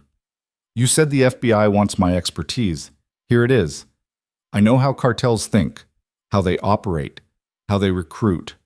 Let me help you take them apart, properly. You want to join the FBI? I want to stop running. Joining seems like the most efficient way. Morrison studied her for a long moment. Then she opened a drawer, pulled out a folder. I was hoping you'd say that. Application's already drafted. You'd come in as a consultant initially. If you pass academy training, and you will, you'd transition to special agent, organized crime division, working specifically on cartel operations. Maya took the folder, flipped through it, her entire life reduced to forms and checkboxes. What about my record, Kandahar? Already cleared it with the brass. Your military service is exemplary. The incident in Kandahar was ruled justified under rules of engagement. It won't disqualify you. And the PTSD diagnosis? Managed, under control. You're seeing a therapist, taking care of yourself. That's all they care about. Morrison pushed a pen across the desk. Sign the papers. Start academy in 2 weeks. Help us end this. Maya stared at the forms. This was it. The choice. Keep fighting alone or join the fight properly. Use the skills the Marines had given her, the experience Elena had forced on her. All of it for something bigger than survival. She signed. The academy was brutal. 12 weeks of training designed to break candidates, physical conditioning, firearms qualifications, legal studies, tactical scenarios. Maya excelled at most of it, struggled with the legal parts, too many rules, too many restrictions, but she learned, adapted. She graduated top of her class. The ceremony was small, family and friends invited. Maya invited 3 people. Marcus flew in from overseas. Torres drove down from Chicago. Sarah sent flowers and a card that said, "Proud of you. Don't get shot again." After the ceremony, Marcus pulled her aside. "You did it. You really did it." "Did what?" "Found your place. Stopped running. Became who you were supposed to be all along." "I'm not sure this is who I was supposed to be, but it's who I am now. That's close enough." He hugged her, held on longer than necessary. "Stay safe out there." "You too." Torres was next. He'd brought a gift. Small box. Inside was a stethoscope. Her old one from the hospital. "Thought you might want this. Reminder of where you came from." "Thanks." She meant it. "How are things at Redwood?" "Different without you. Quieter, safer, boring." He smiled. "We miss you, though. I miss you. I miss it too sometimes. The simplicity of it, just patience and problems you could solve with medicine. You can still come back, if this doesn't work out. It'll work out, it has to." He left promising to visit. She doubted he would. Their worlds had diverged too far. But it was nice that he'd tried. Her first assignment as a special agent came 3 days later. Task force targeting Vega operations in Miami. 6-month deployment, deep cover work, dangerous, exactly what she'd signed up for. She went, did the work. Dismantled 3 distribution networks. Arrested 47 people, including 2 of Elena's cousins. The operation was textbook, clean, effective. The FBI commended her, offered her a permanent position in Miami. She declined. "I'm not finished yet." "Finished with what?" "All of it. Every Vega operation in the country. You said you wanted them dismantled. Let me finish the job." They gave her a team, 5 agents, all experienced, all skeptical of the former nurse who'd killed her way into their ranks. She won them over within a month, led them on operations in Los Angeles, Seattle, Denver. 12 months, 38 operations, 214 arrests. The Vega cartel infrastructure collapsed operation by operation, city by city. By the end of year 2, there was nothing left. No organization, no network, just scattered individuals with no leadership and no structure. The Vega name meant nothing anymore. Maya had erased it. She requested transfer back to Quantico, back to training. That's where she belonged. Teaching the next generation, making sure they didn't make her mistakes, making sure they survived what she'd survived. Morrison approved the transfer personally. "You did good work, Maya, really good work. But I think you're right. Training is where you'll do the most good long term. Thanks for the opportunity. Thanks for taking it." 3 years after leaving Redwood Mercy Hospital, Maya Carter stood in front of a room full of FBI recruits. Young faces, eager, scared, trying to figure out if they had what it took.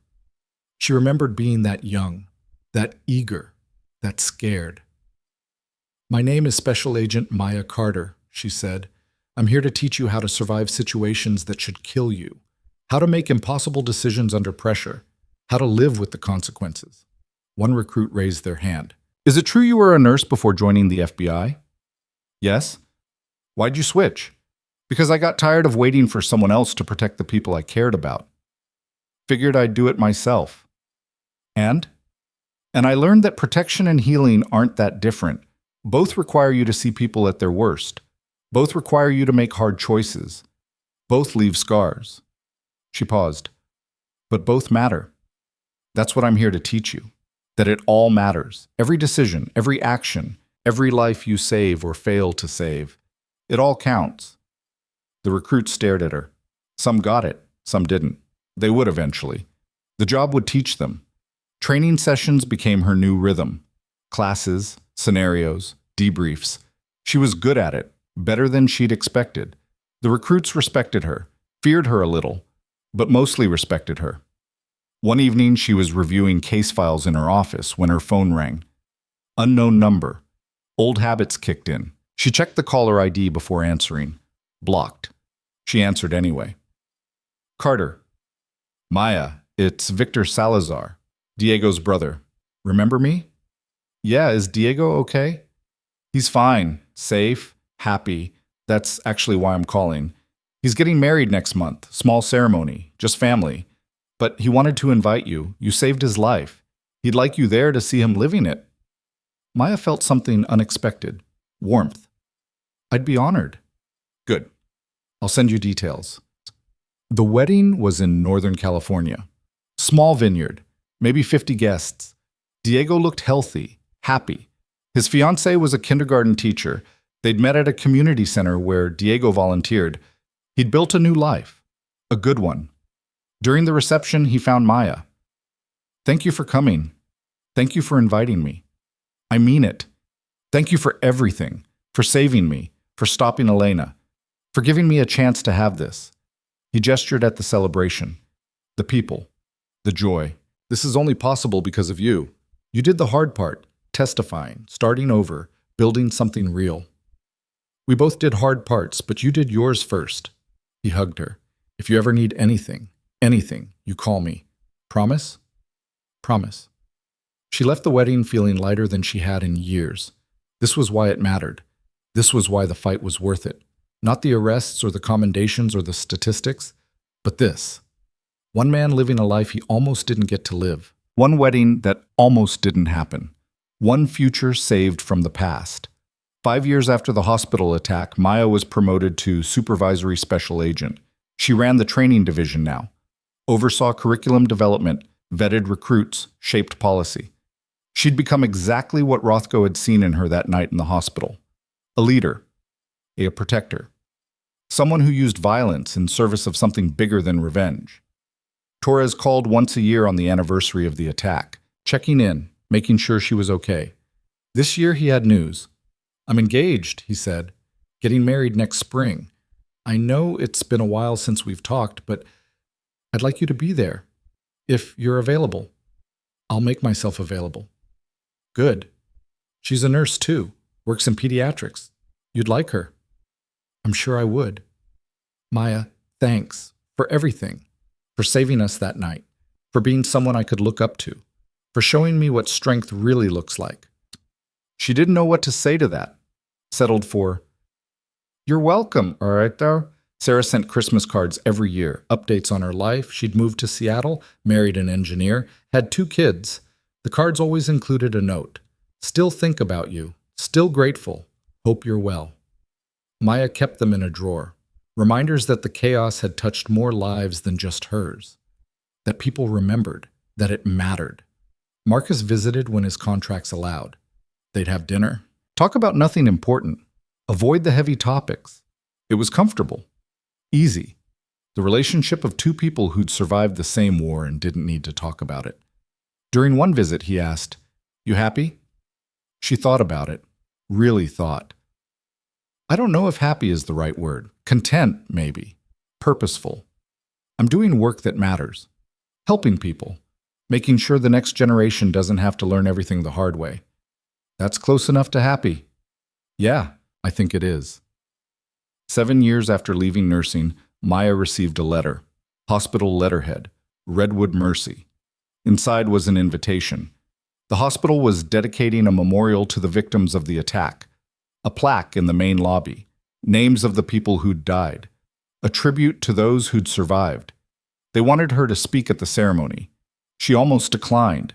Ceremonies meant attention, questions, cameras, all the things she'd avoided for 7 years. But she owed it to them, to the people who'd died, the people who'd survived, the memory of what they'd all endured. She went. The ceremony was dignified, brief. The plaque was simple. Just names and dates. No melodrama, no exploitation. When it was her turn to speak, Maya approached the podium. The crowd was small. Hospital staff, a few families, media kept at a respectful distance. 7 years ago, she began, this hospital became a battlefield. People died. People were terrorized. The place that was supposed to heal became a place of violence. She paused, gathered her thoughts. I was just a nurse then. New, inexperienced, ignored by most of my colleagues. I didn't fit, didn't belong. But when the shooting started, none of that mattered. The only thing that mattered was stopping the threat, protecting the people who couldn't protect themselves. She looked at the plaque, at the names. We lost people that night, good people. A security guard who was just doing his job. A marshal who died protecting a witness. We lost innocence. We lost the feeling that hospitals were safe spaces immune to the violence of the outside world. Her voice caught. She pushed through. But we also learned something.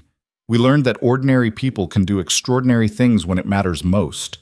That strength doesn't come from training or experience. It comes from choosing to stand up when every instinct says to run. From deciding that other people's lives matter more than your own safety. She met the eyes of the people in the crowd. Saw recognition, understanding. I'm not a hero, I'm just someone who refused to let evil win. And I really hope, that if any of you ever face a moment like that, you'll make the same choice. Not because it's easy, not because it's safe, but because it's right. She stepped away from the podium. The applause was quiet, respectful. Afterward, families approached, thanked her. Some cried, some hugged her. One woman, mother of a patient who'd been on the 4th floor that night, pressed a folded piece of paper into her hand. Read this later, she whispered. Maya waited until she was alone in her hotel room to unfold it. My daughter was in room 412 that night. She had leukemia. The treatment was working, but she was weak, vulnerable. When the shooting started, she was convinced she was going to die. Not from cancer, from bullets. But you stopped them. You kept them away from her floor. She finished treatment 6 months later. She's been in remission for 6 years now. She's 17. She wants to be a nurse. Because of you. Thank you for giving her a future. Rebecca Mitchell. Maya read it 3 times, then carefully folded it and added it to the collection of cards and letters she'd received over the years. Evidence that the fight mattered, that the pain had purpose, that survival wasn't just about lasting, it was about what you did with the time you earned. 10 years after the hospital attack, Maya Carter sat in her office at Quantico. Supervisory special agent, decorated veteran, respected instructor. She'd trained hundreds of agents, prevented dozens of attacks, saved countless lives. She'd become someone who mattered. Not because of the body count, not because of the arrests, not because of the commendations on her wall, because she'd taken the worst thing that ever happened to her, the violence, the guilt, the trauma, and turned it into something useful, something that protected others, something that made the world incrementally safer. Her phone rang. Morrison. Retired now, but still checking in. Thought you'd want to know, Morrison said. The last Vega associate was sentenced today. 20 years, that's it. The organization is officially extinct. No operations, no network, no threat. Good. You did that, Maya. You and your team. You took down an entire cartel infrastructure. That's legacy work. It's finished work. That's all I cared about. What's next for you? Maya looked around her office. Photographs of training classes, letters from recruits who'd gone on to successful careers, awards she'd never bothered to hang, evidence of a life spent in service. More of the same, training, teaching, making sure the next generation knows how to survive what I survived. That's good work. It's enough work. After Morrison hung up, Maya sat in silence. 10 years, a decade since that night in the hospital. Since Rothko had dismissed her. Since the explosions changed everything. She'd been nobody then. A quiet nurse, underestimated, ignored, written off as dead weight. She'd become someone who saved lives by teaching others how to fight for them. Someone whose name meant something in the halls of the FBI. Someone who'd proven that strength wasn't about volume or aggression. It was about knowing when to stand and when to strike and when to protect. She'd found her purpose in the chaos, built a life from the wreckage, turned pain into power and power into protection. That night, Maya drove home to the small house she'd bought outside Quantico. Quiet neighborhood. Good people. Normal life. She made dinner, watched the news. Nothing about cartels or hospitals or violence. Just weather and politics and sports. Normal. She went to bed early, slept without nightmares. In the morning, she'd go back to work, train more recruits, run more scenarios, teach more lessons about survival and sacrifice and the cost of doing what's right. But tonight, she let herself rest. She'd earned it. The quiet girl nobody noticed had become the woman everyone respected. The nurse they'd dismissed had saved more lives than most of them would ever touch. The Marine they'd broken had rebuilt herself into something stronger. She wasn't perfect. Still carried scars. Still woke some nights with Kandahar bleeding into her dreams. Still second-guessed decisions made under pressure. But she was here. Alive. Purposeful. Making a difference that mattered. And that was enough. That was everything. Somewhere in Chicago, patients were being treated in a hospital that had survived an attack because one nurse refused to run. Somewhere in California, Diego Salazar was living a life he almost didn't get to live. Somewhere across the country, FBI agents trained by Maya Carter were stopping threats before they became tragedies. The work continued. The impact rippled outward. The quiet strength she'd shown that night in the hospital had become a legacy that would outlive her. Maya Carter closed her eyes and let herself believe what she'd spent 10 years learning. She was enough. She'd always been enough. The world had just needed time to notice. And now they had.